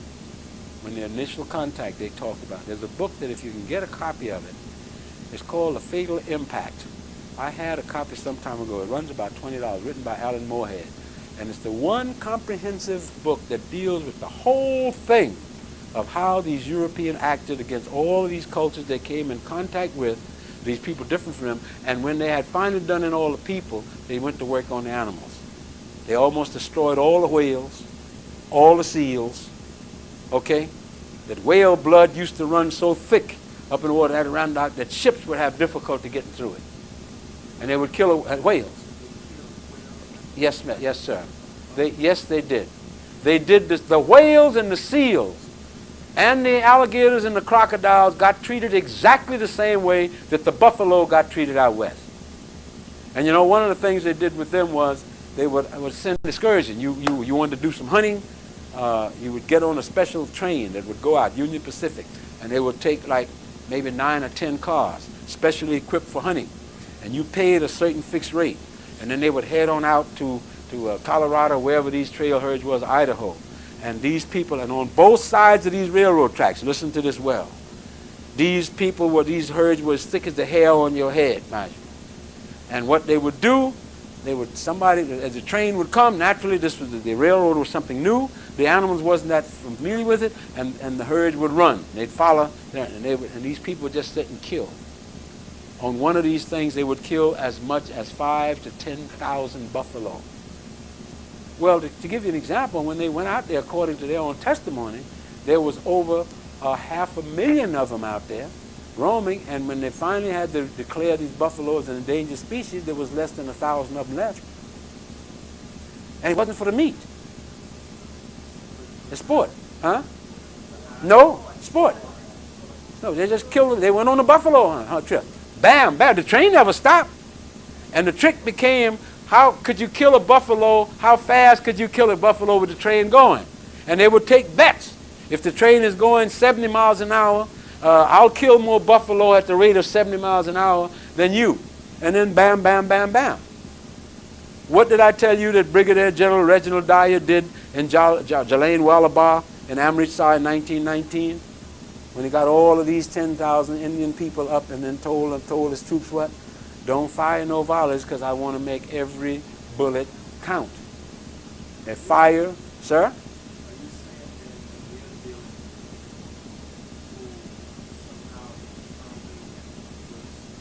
I'm afraid so. Well, let me put it this way. I can only go by as a historian. And I understand why you're asking me this. I can only go by the record. All right? Now, I've read you. I have never sat like this and said you this so and so. Everything I've done. These damn books are heavy. Now, you saw me. I came in. I pick up any book at random. And what do you find in there? Here are people sitting down contracts. This cut and dry. You would never think that they were talking about buying and selling human beings, would you? Now, if this is the way you do, and it's not like you did this for 15 or 20 years and said, oh, Lord, I made a mistake. Anybody can sin, quote unquote. No. You institutionalized it, and you rationalized it, and you justified it. Just as Mr. Bush made the statement about Rajiv Gandhi's assassination, quote, I don't know what this world is coming to, and you just got through slaughtering with smart bombs. Nobody even knows who was killed. Then it comes out, because the truth will out after a while, on All Things Considered 2 days ago when it was talking about the media is up in arms. They're saying, never again will the Army run a game by us. That's a crop. They knew what the Army was doing. Not giving us this thing, whatnot. And the guy said, well, they had to know this because the first stage of this was the Grenada invasion. And now, I didn't know this before, maybe some of y'all did, but what happened when the press came up and tried to cover that invasion from Grenada, the Army put guns on them. These are American reporters. The military said, if you step off, get off the plane and whatnot, you're a dead man. To this day, nobody can tell you how many Grenadians were killed or how many American soldiers, or how anybody was killed. They were not there. They bombed a hospital and killed everybody in it. And they said it was a near miss. Who could call them a liar? Right? Panama, the same thing. And you see, now watch what I'm saying in terms of, because I'm tying in a point he made. What complexion were these people? Dark, black. Okay? I'm sure that most of us, if we don't know nothing, to know that the Grenadians started at the same place in Africa that we did. Right? Right? Now, did the press complain? No. What about the Arabs? Are they considered white folks? No.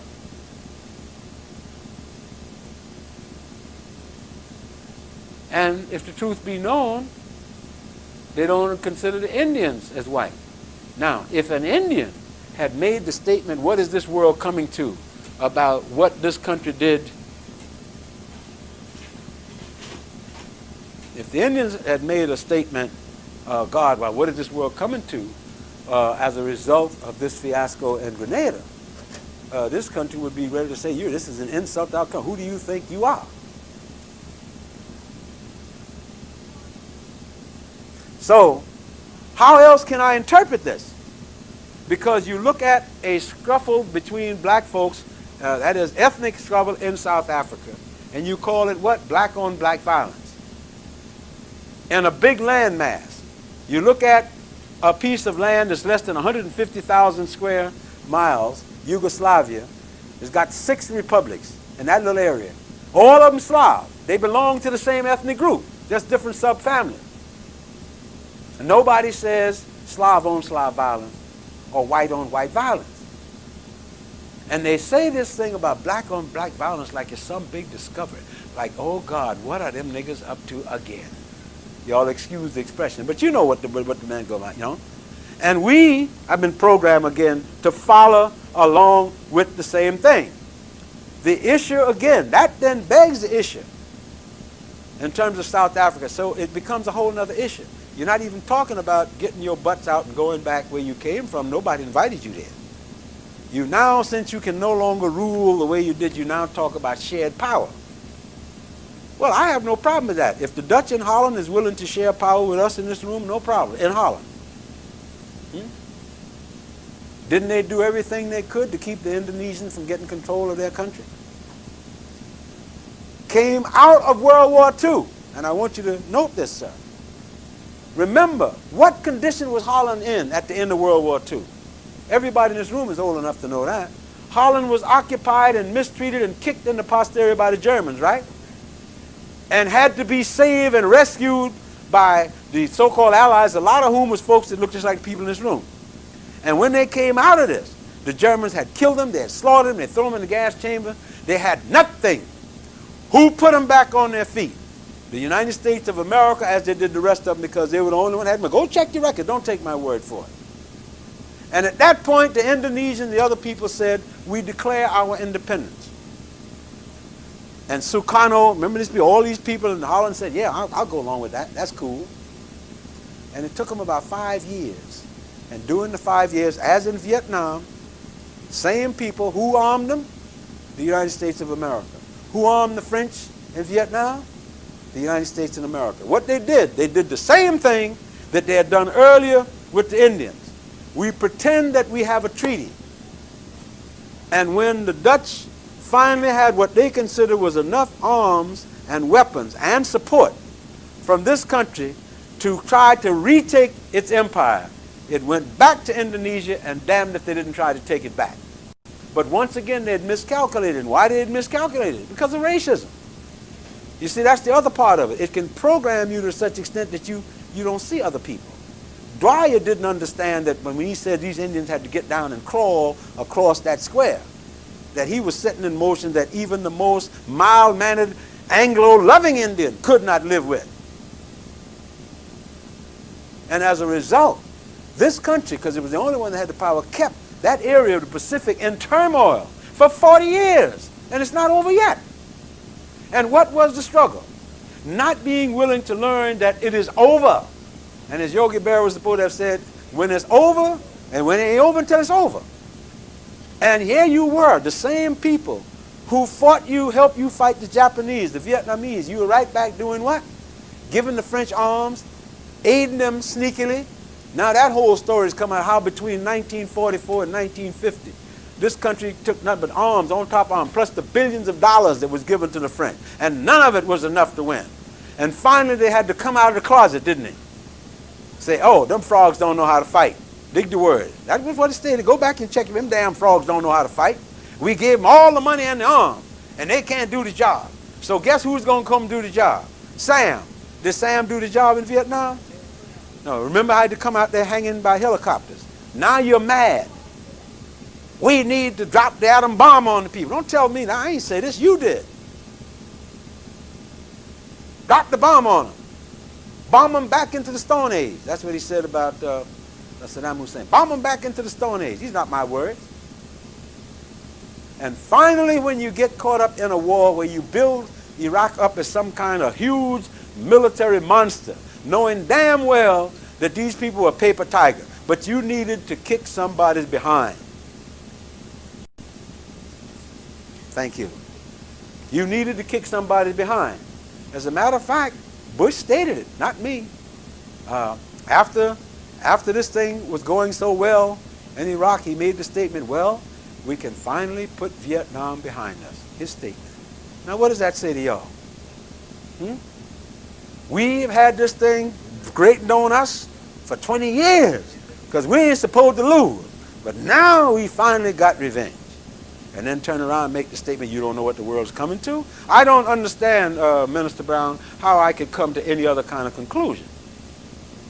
Because when you look at the Anglo-Saxon Teutonic people, again, when you look at them, have a good evening. When you look at these people, go back to Tacitus. Again, I quoted Herodotus. Go back to Tacitus. Tacitus, in his segment on these people, and he knew these people contemporarily. He met the Germans living in the forest. And this is what Tacitus said about them. And he was a Roman historian, their own people. And he said, quote, that these are the most warlike people I've ever seen. Another proof, when the Roman Empire had deteriorated to such an extent that it could not depend on its own people, the whole system was going down. They needed the emperors. Every other day you'd pick up the paper and you'd see where somebody assassinated or attempted to assassinate an emperor, some big shot.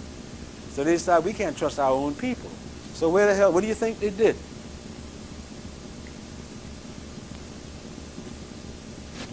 They went to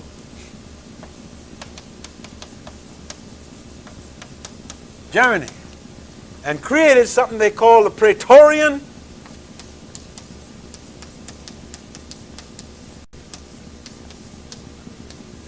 Guard. Trained specifically the household troops to protect the emperor and his family. And why Germans? Now Germany, in case y'all don't know, now here's Italy. Here's Italy way over here. Huh? Germany is way over here. All on the other side of the gap. So they went all the way from Italy into Germany to get the guards to guard the emperor. Now, so that means you do it for two things. First, You can't trust your own people. And second, these people already had a reputation as warriors because the Romans had already tangled with them.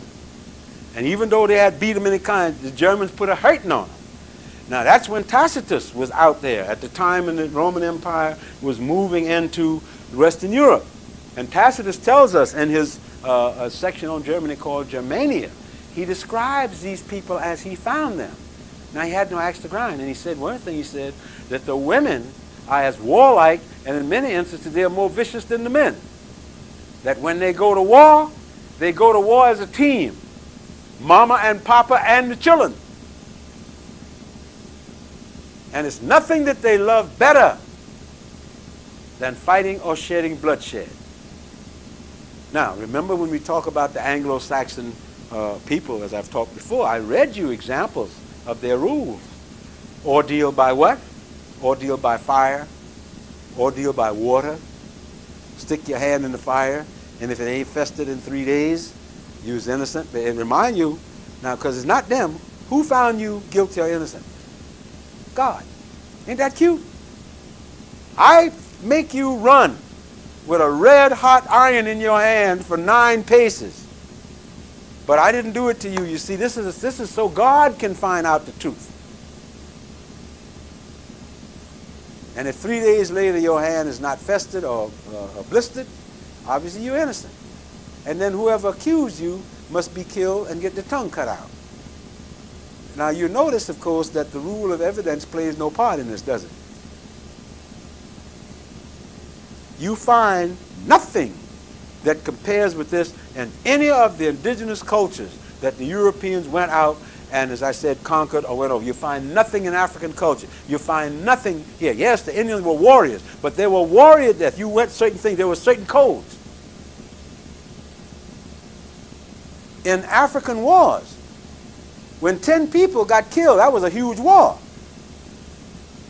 You must understand this. Because there was always built into the system some way for the losing person to holler uncle and be left with your dignity. The Western European, Teutonic, Nordic folks didn't play that. They still don't play that. What did Bush say about the Iraqi troops? How must they leave Kuwait?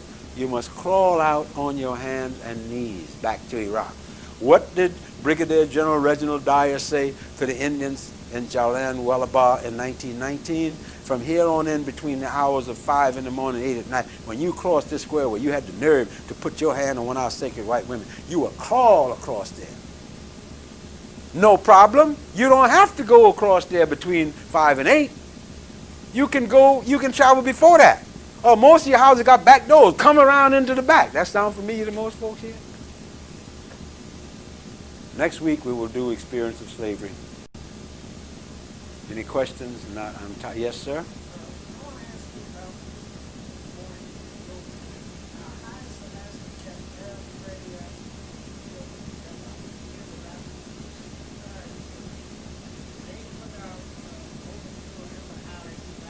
Mm-hmm.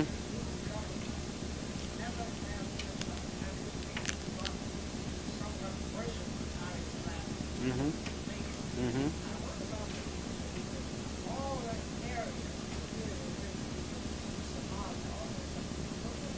Very simple. The answer to that is a part of the thing we're asking here. All right. The question is simply this. There will not be any peace in Ethiopia or in Arabia or anywhere in the world as long as Big Brother here is calling the shots. That whole situation in Ethiopia was not done by indigenous people. Now, for example, when Italy pulled Eritrea off, nobody said anything about it. What you see happening in Ethiopia is you see the West, quote unquote, that are still looking. They haven't forgiven up. Y'all better understand this. They never quit, y'all. You follow what I'm saying? And they're just trying to reinstate their control by other means. And the way you can't come in like they used to do. You know, you can't come in like you did in Grenada. It's a long distance. So what you do, you try to find somebody within the group that you can corrupt. All right? Now, this country, the West, has a lot of money. And what is happening there, as I see, is very simple. That you find that they have decided they do not want a strong, unified Ethiopia. They don't want a strong, unified nothing nowhere in the dark world. And therefore, just like with Indonesia and just like with Vietnam, just like in the Caribbean, anything that they see that they can hopefully turn to that, they will do so. And it will continue to work until the indigenous, I'm not trying to absorb the Ethiopian and anybody else from blame. It will continue to work until those of us understand the nature of this and stop feeding in to this kind of garbage. The Vietnamese learned it very quickly, and it cost them a heavy lesson. But you notice what they did? When they got the United States out, the first thing they did was they went into all of the cities, and they said to all of everybody out. Did you know that? Oh, yeah. All of the Vietnamese that was living in cities, Haiphong, Haigan, everybody out, go to the country. Get a shovel and a hoe and a plow, and get with it. Get back to digging in the earth. And they brought in the peasants from the country and put them in the cities. And the United States said, oh, that's terrible. They're bringing these people. These people knew what they were doing. I would argue, and y'all can see what you want, I would argue that we need to have something like that for us. You see, once we got away from the soil, we started to get corrupt with these people. You understand what I'm saying to you? Now, the Vietnamese understood that the American system, the American economy, the American culture had corrupted the cities. That was where the whole was. All the countryside was supporting the Vietnam freedom, right? Supporting the Viet Cong freedom. They knew this.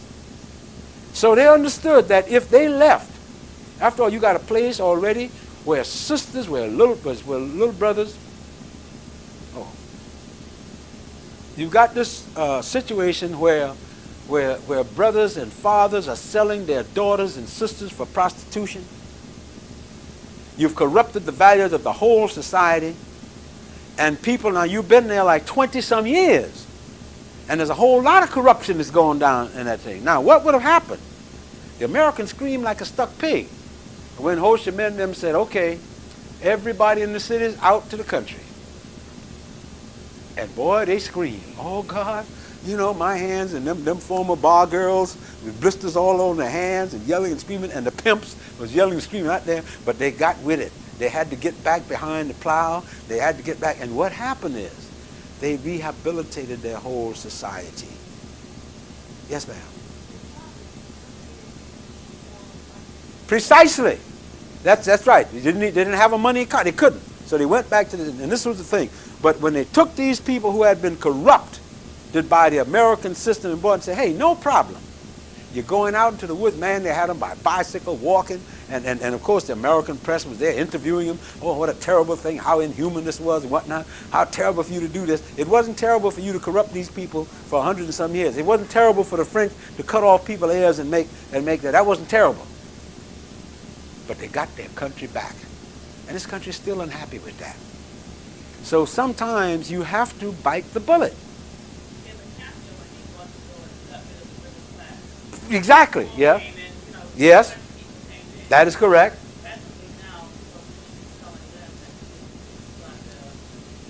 He's got to change and go to, yeah. All right, but now, yes, right. But now why is Bush, you're right.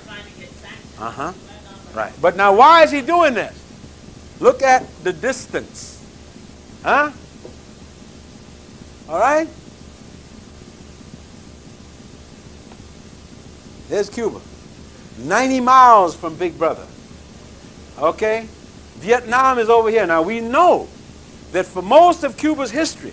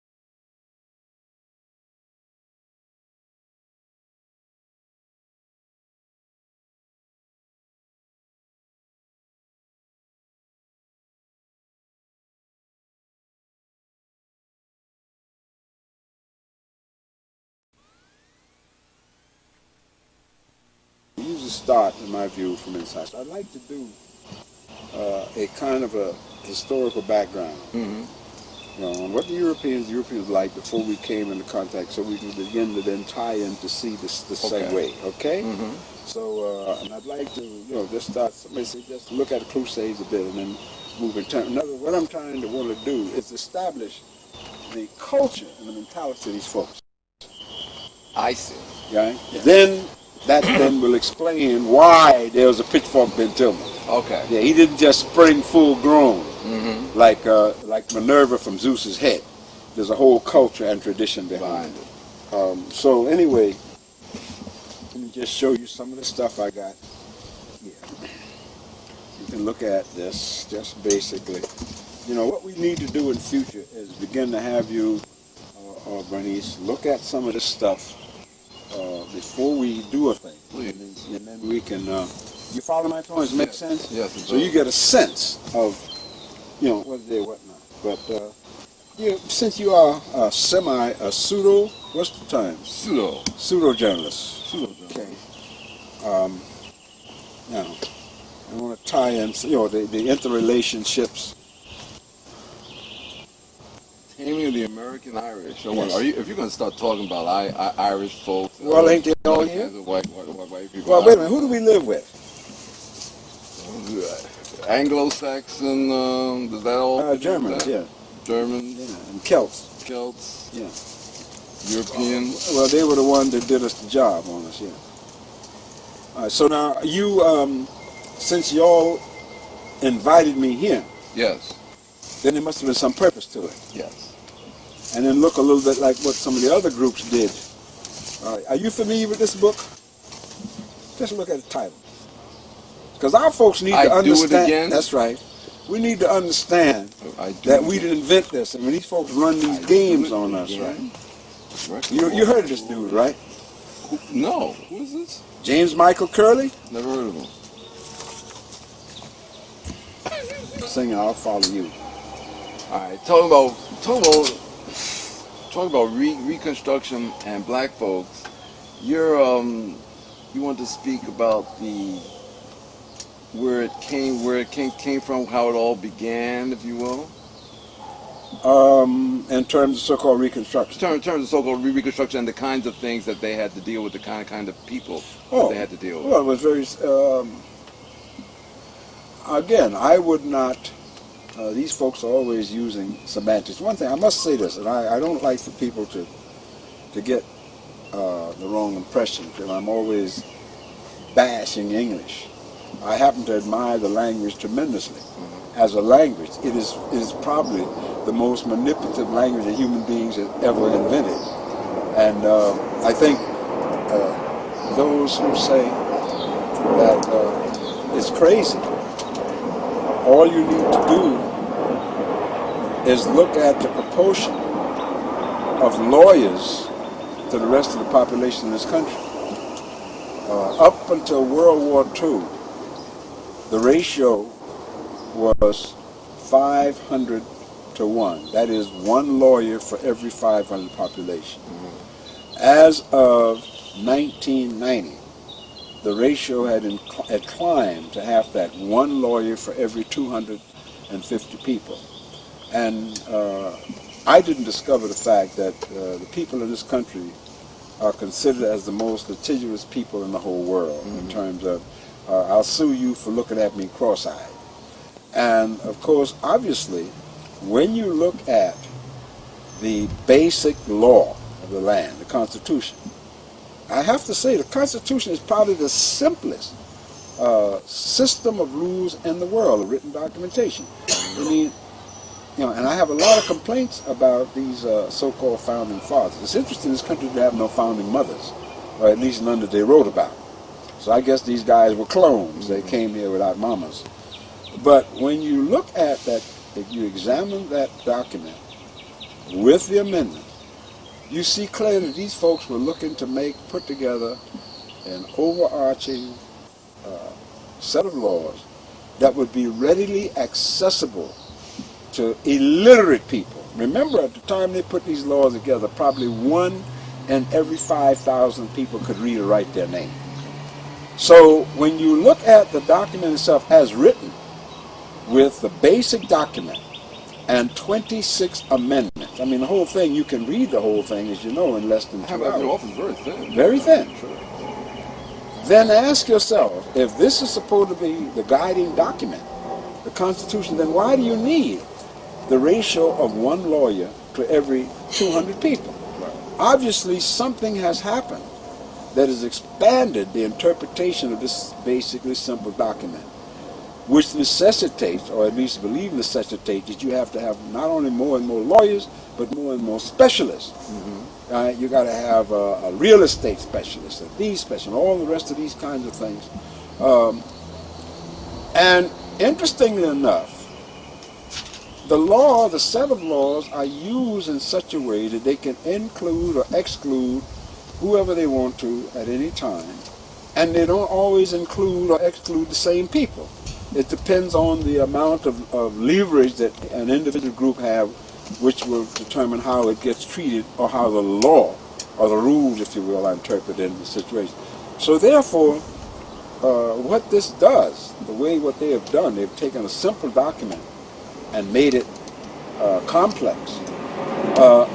That means that what is necessary for us, it makes it necessary that thinking people or concerned people have to examine every term in the law whenever there's an important, or there are important issues involved. So we say reconstruction. We think we understand the term, right? To take something, it may, and rebuild it. Yeah. Doesn't mean that you tear it down. It might have been torn down or whatnot, but you reconstitute it. Mm-hmm. All right. Then, if we take that 12-year period, 1865-1877, and try to apply the term that they use as the generic term reconstruction, if we apply the term to what actually happened in the 12-year period, the first thing we see that no such thing as reconstruction happened at all. And that is, I think, what causes a problem for a lot of people. And that's why it makes it very important for us, particularly African folks, to study this thing minutely and particularly, because these folks use language to beat us to death. My father, in trying to, I'm one of 13 children growing up in the South. My dad, very brilliant man, mostly, as most African men of his generation, self-taught. I don't know, when I look back now, I don't know how the hell they did what they did. But they had something that we need. And when he wanted to make a point, he used to carry a pencil behind his ear all the time, because he's always doing these small calculations with me. And when you did something that was frustrating him, he'd take this pencil and says, "Let me tell you something, boy." He says, "I'm trying to teach you something about survival." He says, "You see this here pencil? The white man takes this pencil and kick your butt from here to hell with it." And it was very dramatic. It took me 35 or 40 years, I'm being very honest, to really understand the ramifications of what that meant. That pencil. Now, he was using that symbolically as what the pencil writes in the rules. And you don't have to be near him when he's right. Of course not. Butt kicked. Exactly. Because that's the whole purpose of the pencil and the rules anyway. Sure. I can kick your butt as a distance, or I can interpret the way it is.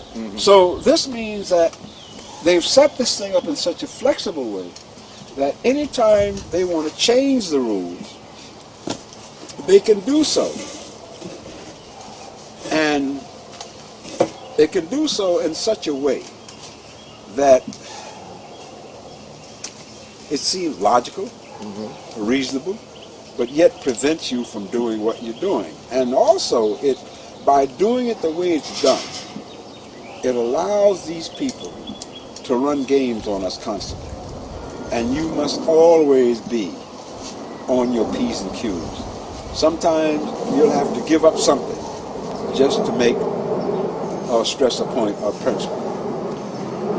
And so when you look at what they call that period, 12, 15 years if you will, as opposed to what actually happened, when you analyze what happened in the period, you see clearly there was no reconstruction at all in terms of how we meant it.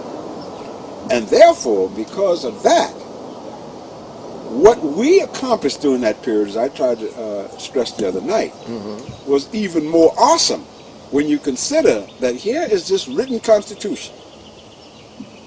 And no matter how simple it was, even after they added the 13th, 14th, and 15th Amendment, the people who were most affected by these three amendments, the Africans, were the people who had the least literacy of all. Ain't that ironic?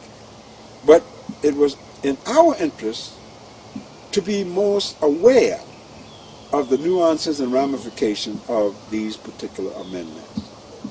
You follow my point? Yes. And the other idea is psychology. It plants in people's mind. Oh yeah, things changed. No, it changed only to the extent, that is, in a positive way, that we as African people made them change and forced them to change. When we look at what happened, again, they're running these games on us, semantics. Let's examine, for example, the Ku Klux Klan, the Knights of Camellias, as I touched on the other day. These groups were started in 1866. 1866, the Caucasian South, that's the other thing, when they say the South, they always, that's another term they misuse, the South, meaning white folks. Right. When you look at Du Bois's Black Reconstruction, guess what you discover? See, that's the other game, minority. We're not a minority, never have been. There's more black folks in the South. Well, you tell me. There were. 1800, the second United States Census, they counted 5 million people. Now, obviously, no census is ever remotely correct, but in terms of the figures they give, 5 million people. Right. Okay? Of which they said 4 million whites, 1 million Africans. Now, those of you who may have indigenous blood in you, obviously, they said clearly, the Constitution says Indians who were not counted. So they had already determined that the indigenous people were non-people. Right. Because that comes out of the concept, which of course the rationale, one rationale went, all land not occupied by Europeans is vacant. Excuse number two, the people who are here just as caretakers until we came here to claim what God had intended us to have in the first place. The third one, of course, was since they are not real human beings, they are inherently inferior to us, they have no right to use this land. And you see this in all the movements as it goes along.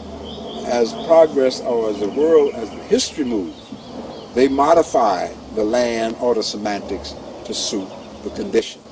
Reconstruction, and let's go back again, to show you the importance of this. Article 1, the first article of the Constitution, Section 2, states this, in part states, and rationalizing the 3/5 clause.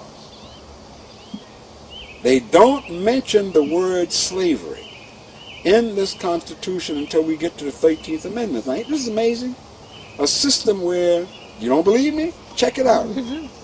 A system where most of the labor done in a large geographical area of this country was done by involuntary servitude, that is, people in bondage. Sure.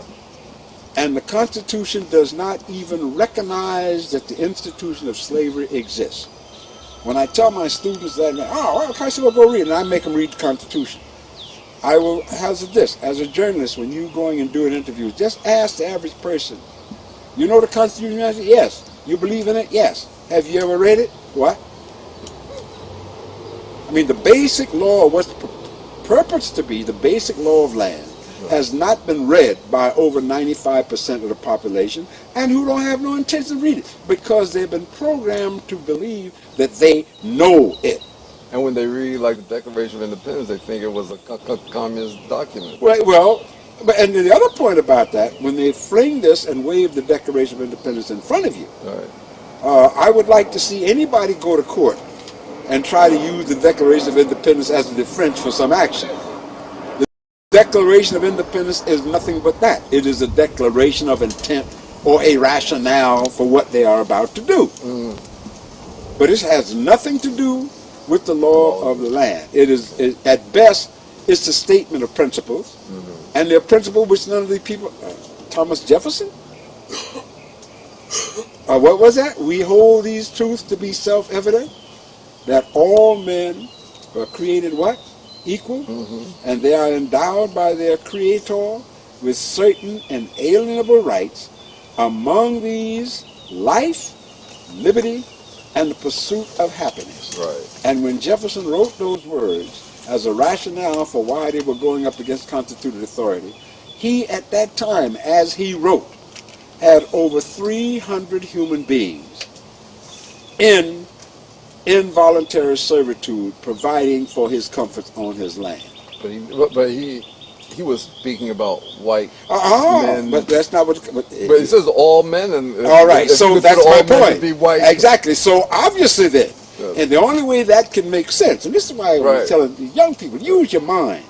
The only way that can make sense, then, as written, is obviously they are saying, what about us? Not men. That's right. We're not human beings. That's right. Right? Because we were here. Yes, we were here. Right. And they go on so far as to almost state it about the indigenous people who they were in the process of ripping off their patrimony from, when he said in Article 1, Section 2, in defining who will have the right to vote. And they state qualifications, age, of course, citizenship, age, race, and then they talk about qualification. That is, then they say each one will have a certain right to vote, etc., etc. And then they say all others will be counted as 3/5 of a vote. All others, except Indians, not counted. That's what the Constitution says. Check it out. I didn't bring my copy with me today, but I'm sure you must have one. We'll count, everybody will be counted, everybody except the people we talked about above, such age and how long, residence and whatnot. All others will be counted as 3/5 of the vote. Now look at the hypocrisy. Then you'd have to ask the question, what others? You say Indians don't count. So what others are you talking about? You don't even mention Mos and Mosetta. Right. So obviously we are invisible. I mean, if you take the Constitution literally, I didn't write it, they did. Now then, so the 3/5 then is applying to a people that they don't, who are in a state, a legal state, that they don't even admit. Because how the hell are you going to make that fit with your prior declaration of principle, all men are created equal? And then turn around and say, well, 3/5 of these people be counted. Now, if you read James Madison, there's a 7-volume set of the minutes of the Constitutional Convention of 1789. James Madison was designated unanimously to be the what we call the keep the minutes secretary, and he obviously kept accurate notes. It goes to 7 volumes of about 3. Or it ran earlier. I have the volumes now. It's about 4 volumes, and in there he talks about all kinds of minutiae. How people look when they said something, the arguments, what was heated and compromise that was made. So you get a sense of what these folks had that was and thought was important. And one of the things that caused the most heat and debate was what? This 3/5 amendment. And every Southern delegate to that convention yelled and screamed in favor of this 3/5 amendment, which would allow them to count each one of us as 3/5 of a vote. But remember, you had at that time, probably living outside the South, you probably had at least 150,000 to 200,000, I'm not sure the figures, of African folks living in non-bondage. I can't say, I won't even want to use a stronger term as quasi-freedom, because we still ain't there yet. The shackles weren't actually the shackles, yeah, they were wearing invisible shackles. Right. And nobody made any provision for their vote to be counted. As a matter of fact, most northern states passed rules, and I'm going to share some of that with you, passed rules that specifically forbade any people of color to participate in the franchise. So you have all of these, you follow me, all these contradictions are already built in, even before the end of the Civil War. From the beginning, the hypocrisy and the absurdities inherent in this was causing problems for them. Now, Madison tells us that the argument that the Southern delegates brought forth in favor of that 3/5 amendment, 3/5 clause, was stated clearly. Most of the free whites are living in the North, and most of the people who are living in the South are slaves. And if we just have a straight one man, one vote, Right. you Yankees, as they later call them, will have all the jobs and all the votes because you outnumber us. So the only way we can get parity is to have our slaves counted as 3/5 of a person, which then will give us some kind of parity. Now, you can see there's a contradiction. I mean, from the beginning, this country was in trouble. When you say wait a minute. You're talking about like when they're proportioning seats, that kind of Yes. thing? Well, what it meant very simple is this. Because the South was talking to 3/5. They were counted, but they couldn't vote. Absolutely. I see. They were counted. There's no as provision for slaves to vote. Exactly. They were counted as on the one side 3/5 of a person. for the apportionment of seats and Of that kind of seats thing. and exactly. On the other hand, all right. they couldn't vote well, for well, anything. remember this. Yes, I see. All right. The Constitution says what?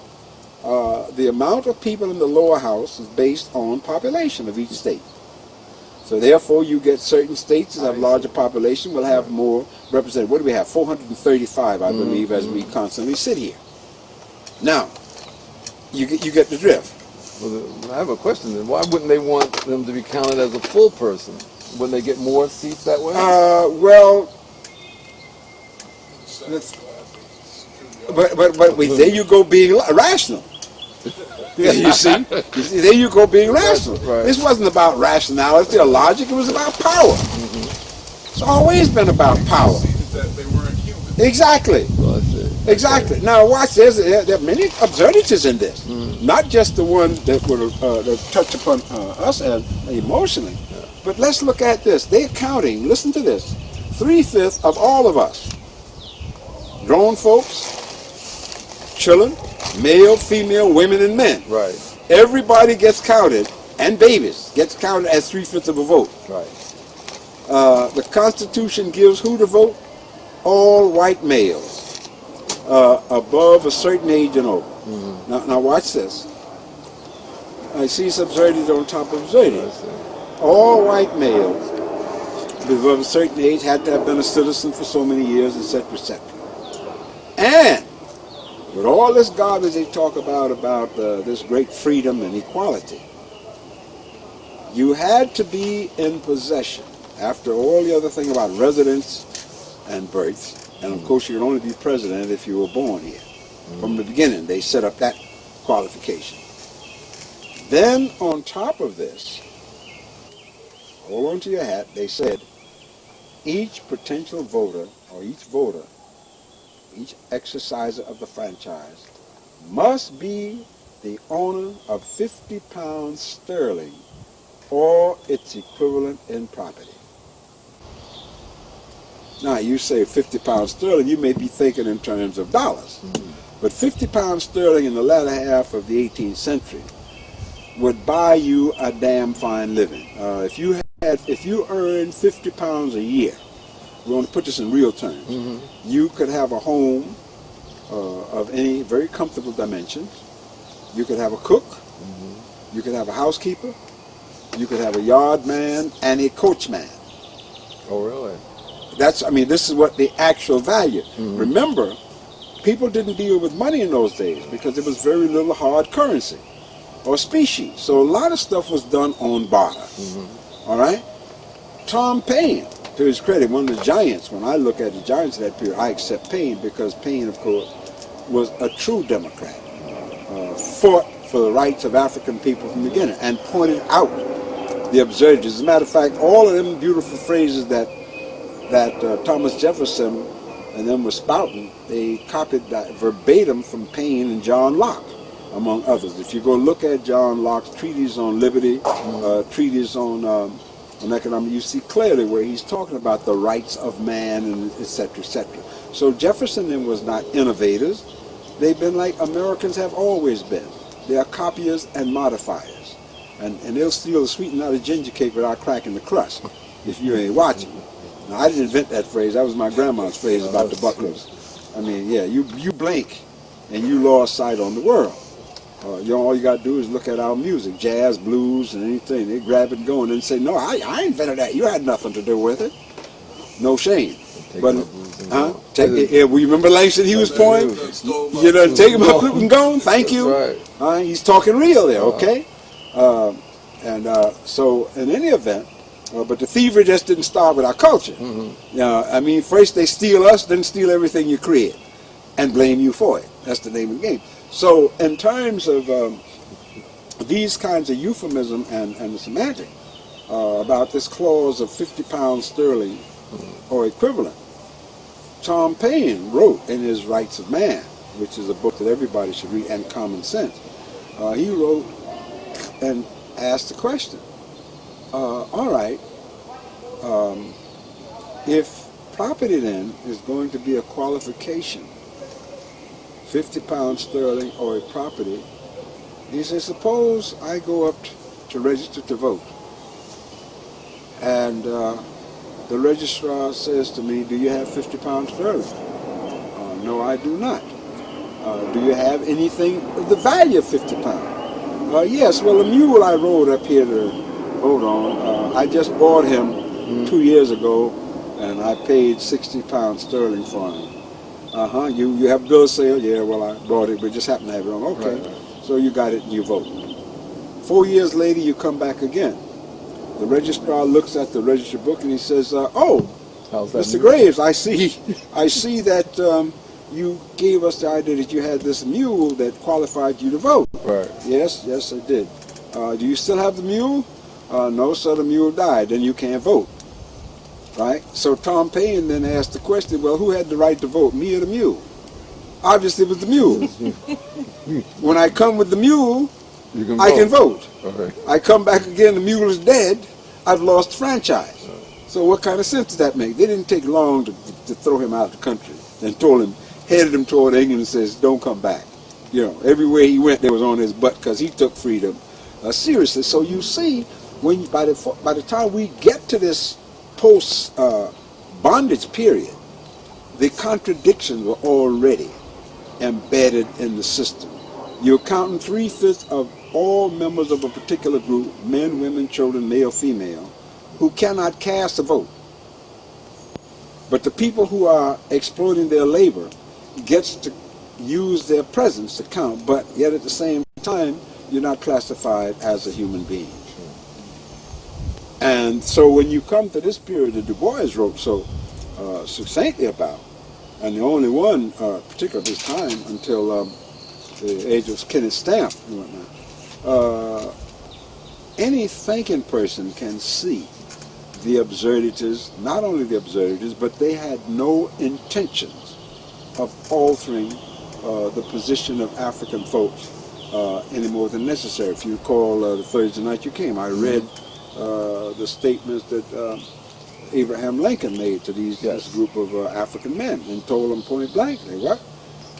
I got some money, I want you to take your people, not the ones in bondage, the ones who are quasi-free, and go somewhere else, and we give you some money and give you the ships to go. Right. Because as long as you're here, we're going to always be separated. Nobody on either side of this war gives a damn about you one way or the other. And yet they're killing each other. And again, blaming the victim. What does he say? If you were not here, but for your presence among us, white men would not be killing each other. Right. Now that's the good guy. That's my Abraham, the great emancipator, who didn't emancipate nobody. Mm-hmm. But there was no question on what side he stood on. If I could preserve the Union, which is my purpose, by freeing a few slaves, I would do that. If I could preserve the Union by freeing all slaves, I would do that. If I could preserve the Union by freeing anybody, I would do that. I do not believe, because he's going on to say, wherever two different people live side by side, one of them must rule. And since I am white, I am in favor of white rule. Right. I mean, if you read the Lincoln-Douglas debates, long before he became president, he was on record time and time again and says, I've never advocated and have no intention of advocating granting suffrage, voting right to Negroes. This was during the Lincoln-Douglas Douglas, debate? of course. But that's always held up as an example of Well, that's American, why I say to y'all, and you see, politics at you its see this best. young man over here, Yes. the biggest responsibility that we as elders and scholars have is to put the information out there so that they can get it and use to point out where they can find it. Because at some point, we have to begin to examine and analyze ourselves what happened rather than what other folks tell us that happened. And you know, this is, I guess, why one of the reasons why we're here. If you look at, like I tried to do on BI, Right. and if you notice, if you got the tape, a couple of ladies called and said, "Thank God I've lived long enough for somebody to come and tell the truth about our experience." This lady said to him, "Listen." One lady said, "I was born here. My parents took me to the West Indies. And when I came back, what did they do? Put her 2 grades behind." Isn't that what she said? That's right. You got it on the tape. Sure. That's Right? There were a couple of ladies who were teachers who were brought here from the South and had the same thing done to them. Nobody even sat down and said, let's take a test to see what level you perform.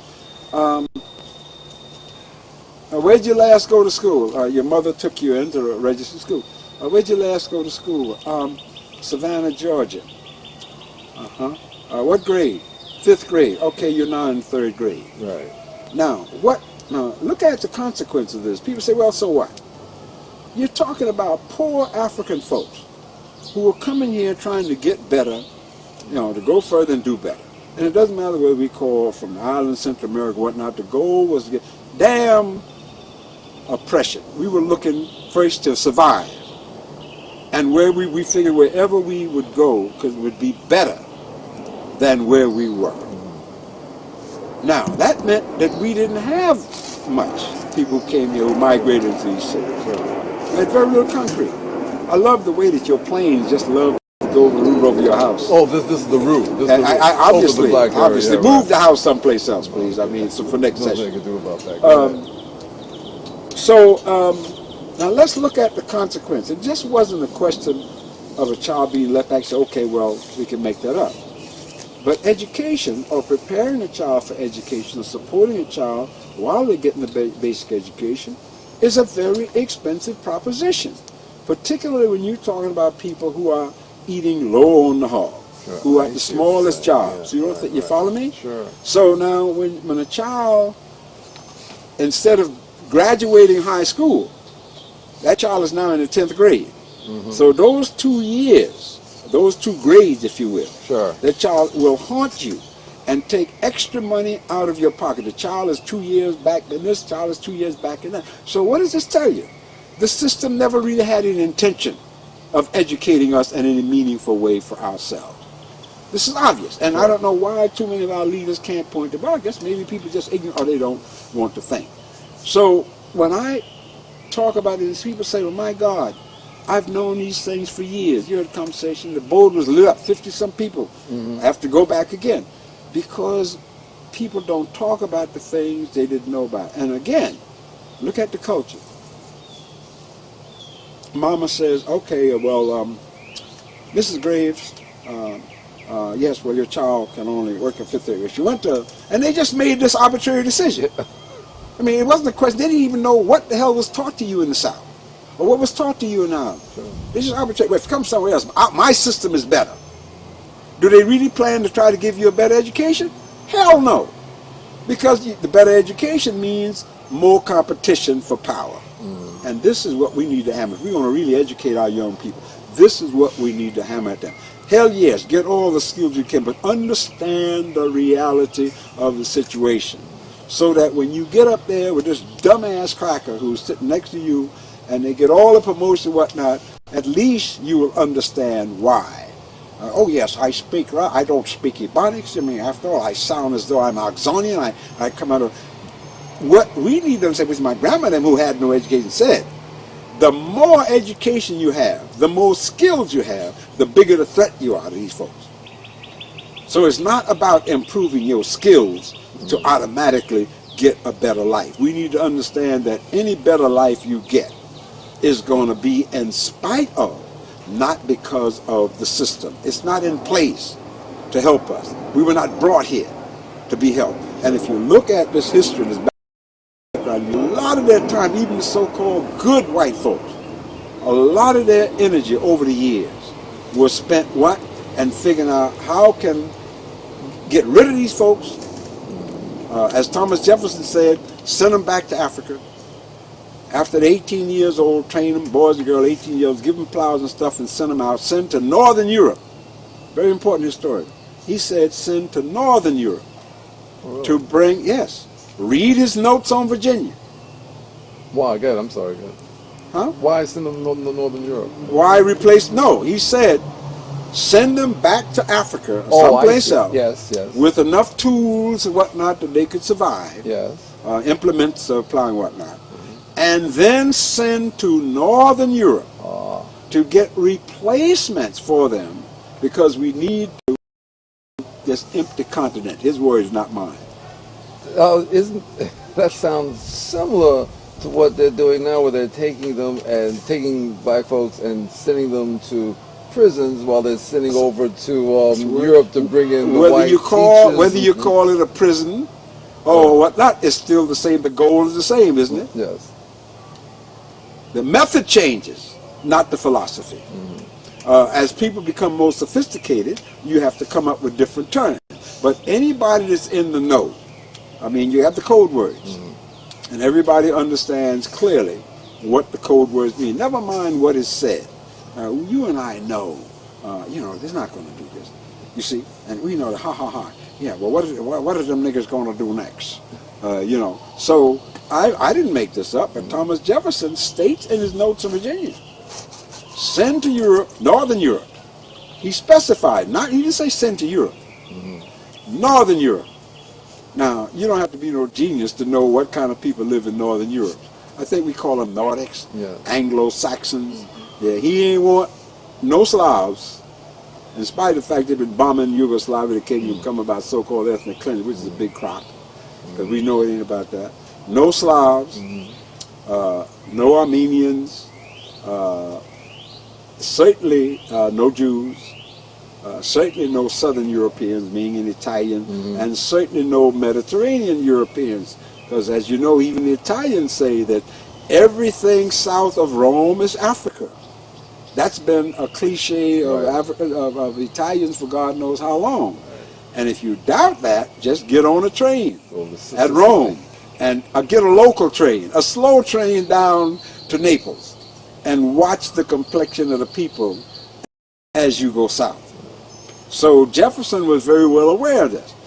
He didn't want no blacks. He didn't want no folks that might even be misconstrued as blacks, no Mediterranean. So he said to get our own people, meaning the so-called Nordic. That would be the English, the French, the Germans, and the Scandinavians. And as we out here are well aware, who was it that they put most in the Midwestern states, which came long after Jefferson? Yes, the Scandinavians. It's the Germans and okay? Sure. Minnesota and these places, people who've been out there 5 generations and speak Swedish or German and then not the language and don't have no problem with it. I was out in, I think it was in Minnesota, and was at a wooden shoe factory. Okay. A Sabat, yes. That's right. Yes. That's right. And everybody lives along with us. Only when we try to do things to perpetuate our culture, people start yelling. Well, of course, it's their media, and they catch the weak-minded among us or the ignorant among us who don't know, have not been taught in terms of comparison. So if you see, when you begin to see what I'm saying, by the time we got to the 1865, there was a whole bunch of mess out here, and these folks were scared shitless. You can, if you want to edit that out or not, but I'm sure these folks know what shit is. They use it as a verb, a noun, an adverb, a pronoun. I mean, just about every other word I hear out of young people mouth. Where's my shit? I got the shit. Don't fuck with my shit. Whose shit is this? And whatnot. It's amazing all the things, the usage they get out of that word. But I believe in the vernacular, where it fits. But so this is now the background. So we are not really seen as a free people at the end of 1865. And that is why so quickly, even though the South was occupied by a, quote, victorious army, of which we made up 500,000. So that's the other lie about Lincoln freeing the slaves. Nobody freed us. We freed ourselves. Now, a lot of folks say, well, Professor Mackey, that's propaganda. No. Again, look at history. From the beginning, Frederick Douglass, William Lloyd Garrison, Martin Delany, not John Brown, but the other guy, had begged Lincoln to enlist black troops. Right. Massachusetts and Douglas and other people organized 2 regiments, the 54th and 55th Massachusetts Volunteer Regiment, ready to go, trained with their own officers. Lincoln, in effect, said, no, this is a white man's war, because 1861, he said, it's a piece of cake. We got all the technology. His advisors told him, hey, we'll do these dudes in a couple of months. But them dudes could fight like hell. Make no bones about it. It wasn't the fact that these folks outfought them. They didn't have the manufacturing, and England couldn't get the stuff here to support them enough for them to do it. But they gave a good, I'm looking at this objectively, sure. They gave a good account of themselves. The first 2 years, they were kicking butt and taking name. You remember First Manassas and all the rest of them places? And the slaughter at Gettysburg, man. And mind you, these are basically Caucasians killing Caucasians. Sure. Brothers on one side, other brothers on the other side, fathers on one side, sons on the other side. The worst slaughter in history. Now, you would think that at the end of that war, the side that was victorious, the so-called North, or the Yankees, okay, we got it. Let's complete this emancipation deal. But they didn't. How can you say you won? How can you say Reconstruction when the losers, in less than 6 months after the end of the war, are organizing terrorist groups to harass the former bondspeople? Now you're organizing the terrorist group, and you're in occupied territory. You're in territory that's occupied by northern troops. How is it that you can go ahead and form your terrorist Not only organization? form, but immediately start in the countryside, burning down places, taking black people out, whipping them, beating up, burning down their houses when they built one. Let me tell you something else about us, that in less than 1 year, we are scuffling to get a base. With no education. That's why I take the position that this was one of the most heroic period for us in history. Because that was the period where we had to build our community from scratch. Just as we'd had to do in the Caribbean a generation before in 1834. Talk about that. Huh? Talk about that. Yeah. Building that community, the things we did, how we did. Well, let's give you an example we had to overcome. So this tells you clearly, if you just look at what happened. Quickly, let's go back and look at the Caribbean. 1834. Oh, let's back up to show how these people planned. The British Colonial Office, 1800, had come to the conclusion, because there were uprisings all over the place. The Jamaicans were burning crops like they were going out of style. They almost couldn't find sugar cane to plant. Maroons in the hills. They're losing control over and over. They can't bring any more of us from Africa because they say they spoil the domestic ones, right? You got a problem. And you realize these are small islands, and you don't want to get caught in a long 200 or 300 year war. Mind you already had a 30-year war in Europe. You already had a crusade of 200 or 300 years. And now you're going to get in another war where it's very easy for the people to recognize you because you white and they black. Right? You just now also are looking at what just happened in one of the islands across from you, Haiti. Right? Where Toussaint Louverture, Jean-Jacques Dessalines, and he had put a hurting on the best troop. Who had the baddest army in the world at that time, according to them? Napoleon. And they kicked his butt up one side and down the other. And, of course, because it was the Haitians that invented modern guerrilla warfare. Well, as my grandma say, you have to know them things. But the English are not idiots, whatever they are. They didn't get to rule 25% of this world by being stupid. Dumb, yes, but they understood certain things, and they were crazy because they killed crazy, as they still are. But in any event, they also tried to think, and in 1800 they looked out, and as they saw it, they projected that by 1850, slavery would be over in the English Caribbean, all over. So they started to put in place what they thought would be a logical replacement for slavery, which would, of course, maintain British control and power. Now, they didn't have no plan for sending us back to Africa, because who was in the Caribbean? 90% or more in the Caribbean was us. So the and how big is Britain? 58,000 square. Well, it's 52,000 square miles, smaller than the state of Georgia. Okay, and at that time they had about 6 million people. When you look at what they did, you figure they must have done it with mirrors. So they knew there was no way, unlike the United States and these islands, that they'd be able to repopulate these islands. They knew we were there to stay. They didn't delude themselves like the folk, their brothers did here. So the question then became, as the colonial office saw it, is how do we put in place a system after the bondage is over to allow us to control these people and keep them from becoming a challenge to us. And the system, as you know, the form system they put in place was, and they started training for this in 1800. As it turned out, they didn't have 50 years, they only had 34.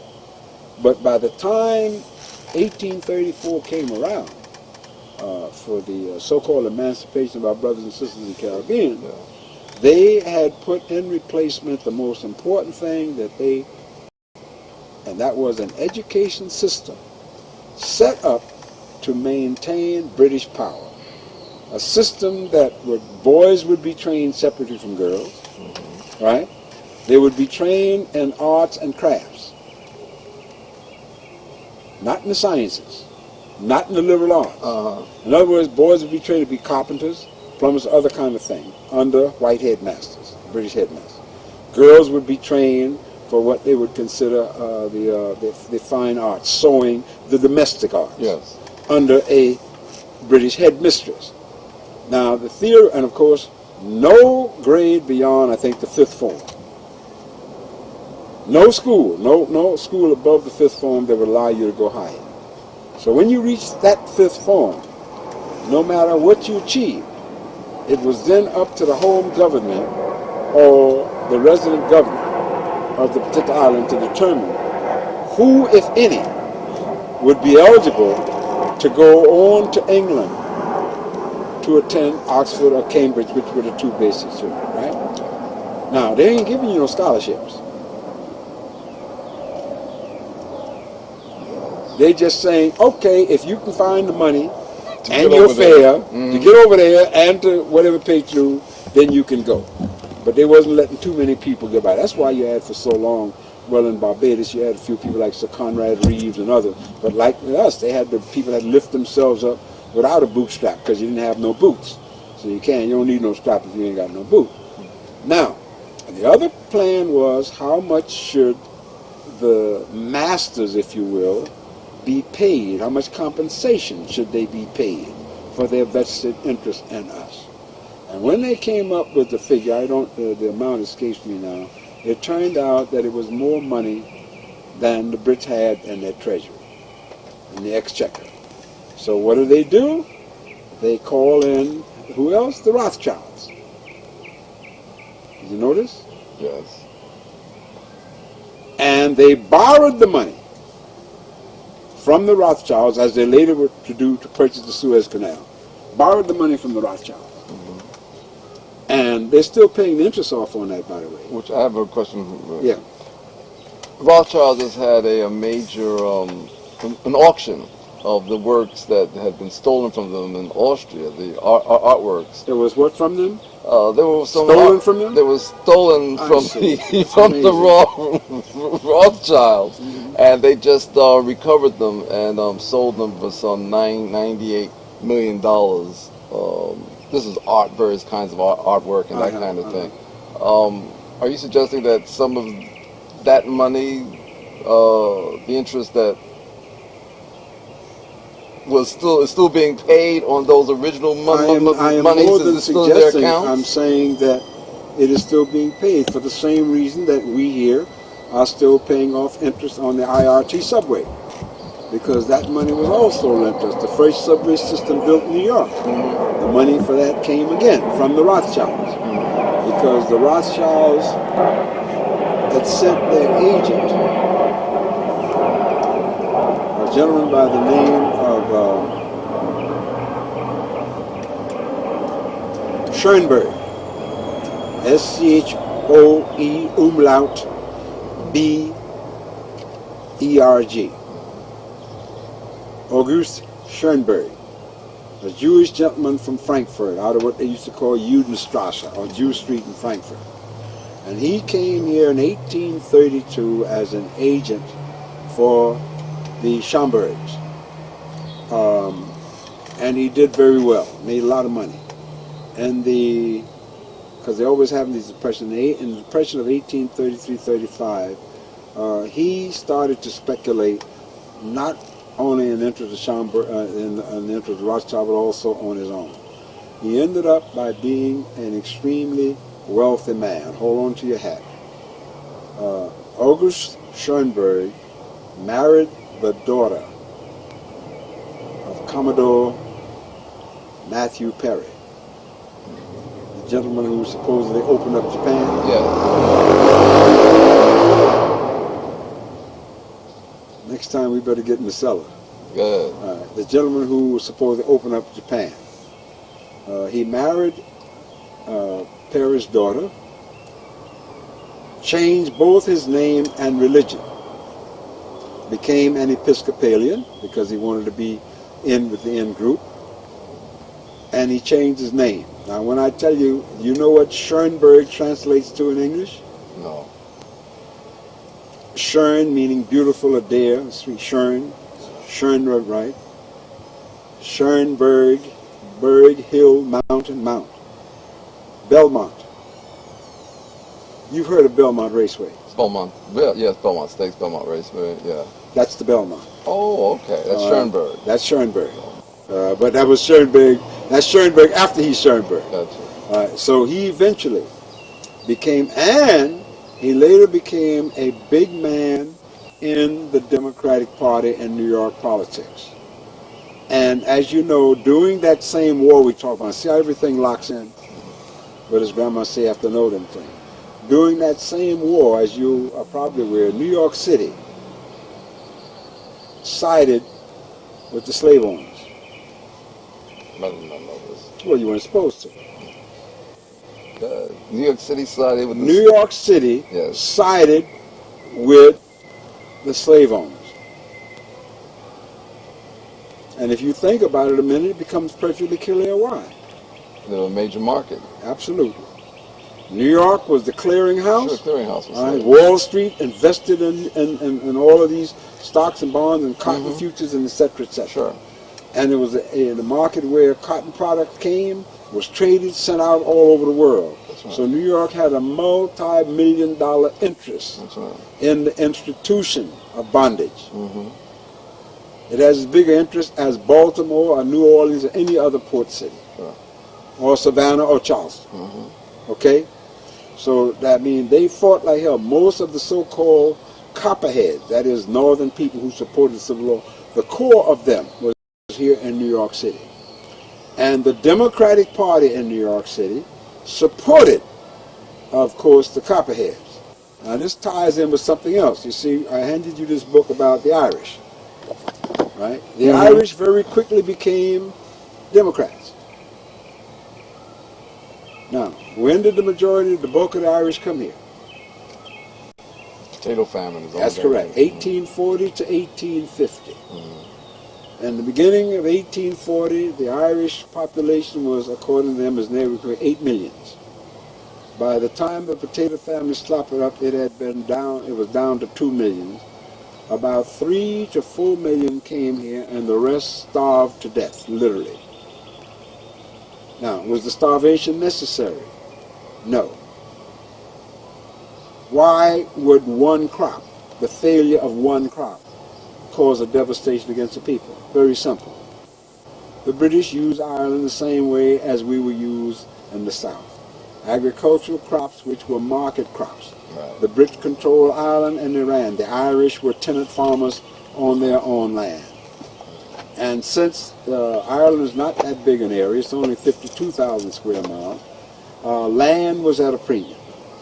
Therefore, the British did not want the least land set aside for table crops. Right. The more land could be devoted to commercial crops.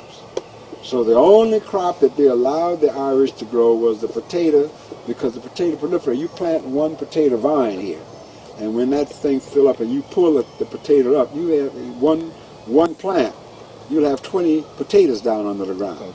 So they figure, and potato, of course, is very nutritious. You eat one Irish, but we even give the name Irish potato. You eat one potato, a medium-sized potato a day, it gives you all the nutrients you need. Now, work on, because that's kind. And now, when out of leaching out and overproducing and not fertilizing the land, the crop started to fail. And the Brits refused to allow their Irish tenants to plant any other crop, to eat any other table crop to replace the potato. As a result, of course, people had to either die and they had no money to get away. You know, when I hear you talking about 1830s, and I keep thinking of 1990s. And, what has changed? I don't. The only thing is What's the French say? Plus ça change, plus c'est la même chose. The more things change, the more they remain the same. And that's because the greed and the desire of people to exploit folks who are weaker than them does not change. And I, as a historian, feel that it is essential that our people understand that just because you occupy a certain landmass doesn't necessarily mean that you are considered to be a legitimate part of that landmass. You still have to struggle against the environment. But now last time I looked, now watch this about it. That's why I study, as Dr. Clark, my mentor, taught me. And I try to hammer on to my young people. I know it's hard and it takes time, but you got to study it all as much as you are able to. You want to understand African history, you must look at European history and the rest of the world, because at a certain point they all interconnect. This is a noisy area you live, man. Don't you have a lot of white people around here? I thought they have noise pollution laws we still have some remnants around. Well, man, go tell them that they ain't doing their job.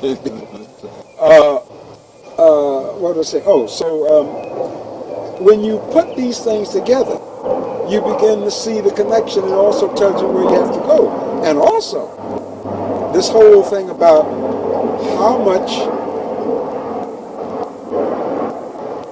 faith you can or must not place in so-called potential allies. In other words, the assumption is, if two different groups are catching hell, and they're being given hell by the same people, right? Therefore, it would make sense logically for the two groups to come together, Sure. right, against the common enemy. Against the common enemy. All right, but that is not what history tells us, because something happens in translation. Like those 2 or 3 million Irish who managed to get here, illiterate peasants, no knowledge of nothing. They were worse off, and this is what Greeley tells us. I'll read some passages for to make my point. Now, you come into a situation and you're running into another exploited people. You make common cause, right?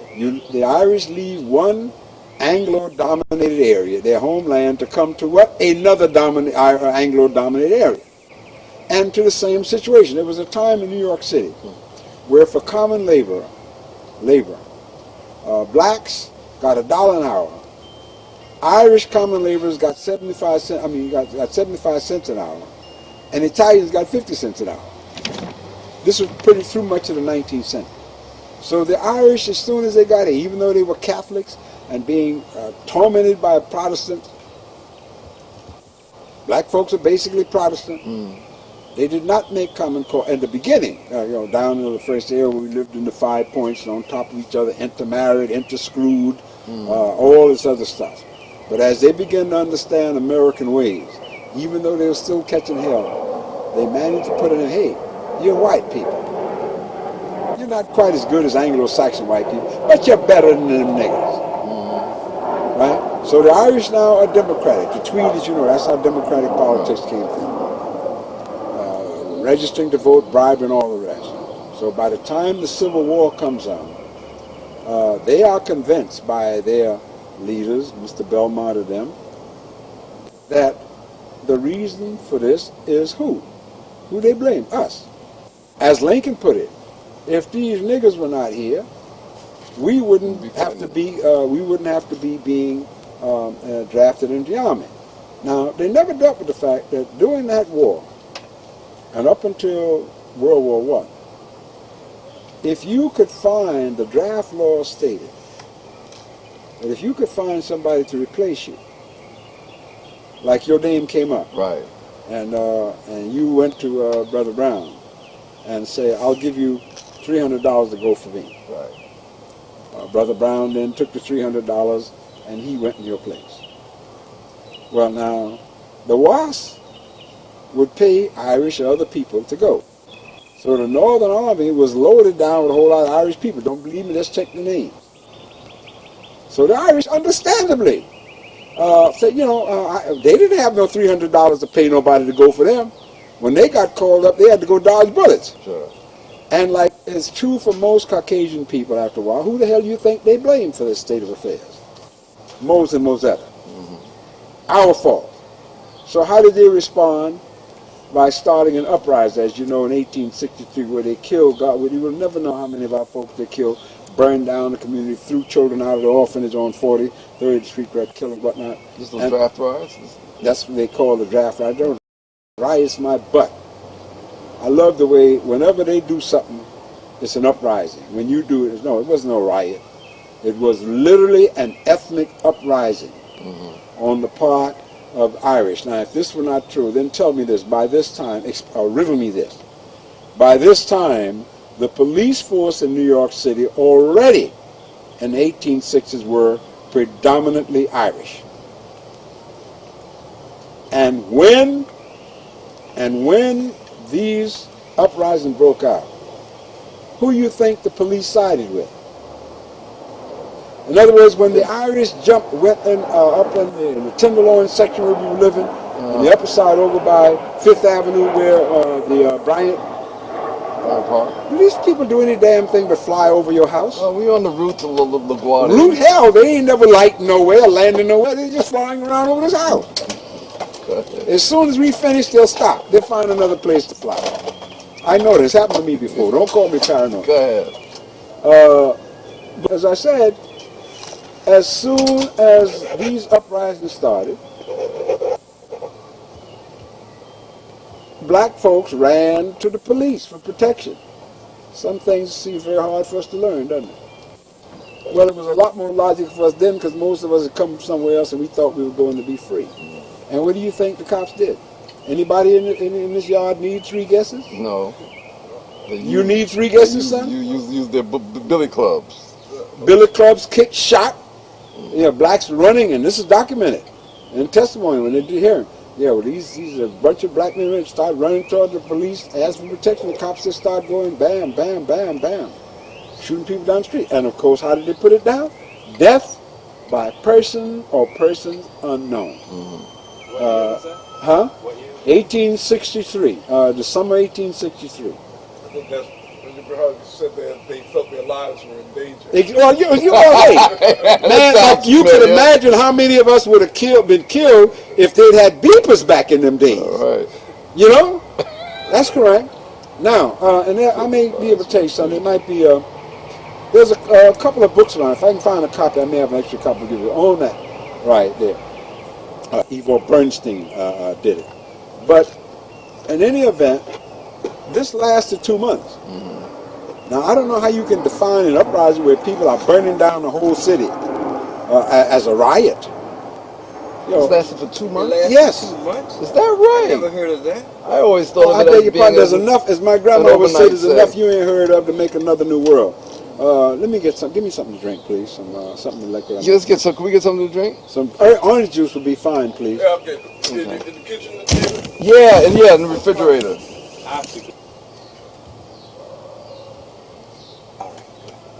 You talked about the meaning of Reconstruction and how they play with words. But was it, in what ways was it successful economically, and in what ways was it a failure? It was success. The successes economically, the successes we had were the successes that we made. In other words, you have to see that the things, a lot of the things that they take credit for that happened during that 12-year period, or I like to say the period between 1865 and 1900, had nothing to do with any efforts on the part of the powers that be to help us. You follow me?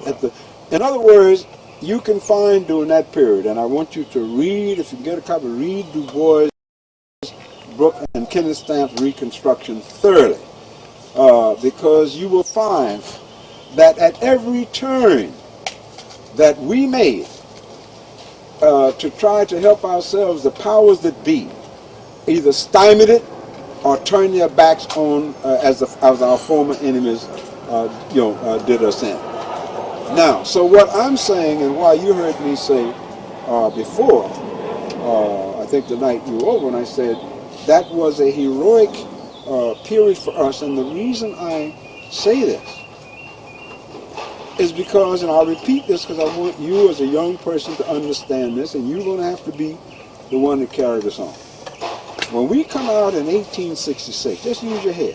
What did we have in the South? What did we have? Nothing. Nothing. As Dr. Lewis said, yes, we had institutions, but those institutions could only work to a certain level. We didn't even have the right to a family, son. When you think of that you could not, as a father, you could not have anything to say about what happened to your child, because your child was owned by who? The master who owned you or your wife. And one of the things I want you to do when you get your time, Brother David, you can work with him on that. I don't know how you go about it. Good. And I have to take this sidebar because this is probably the last time we get a chance to see. The thing that really worked for us, we had in those days a very active and effective black press. That's why the black press was born.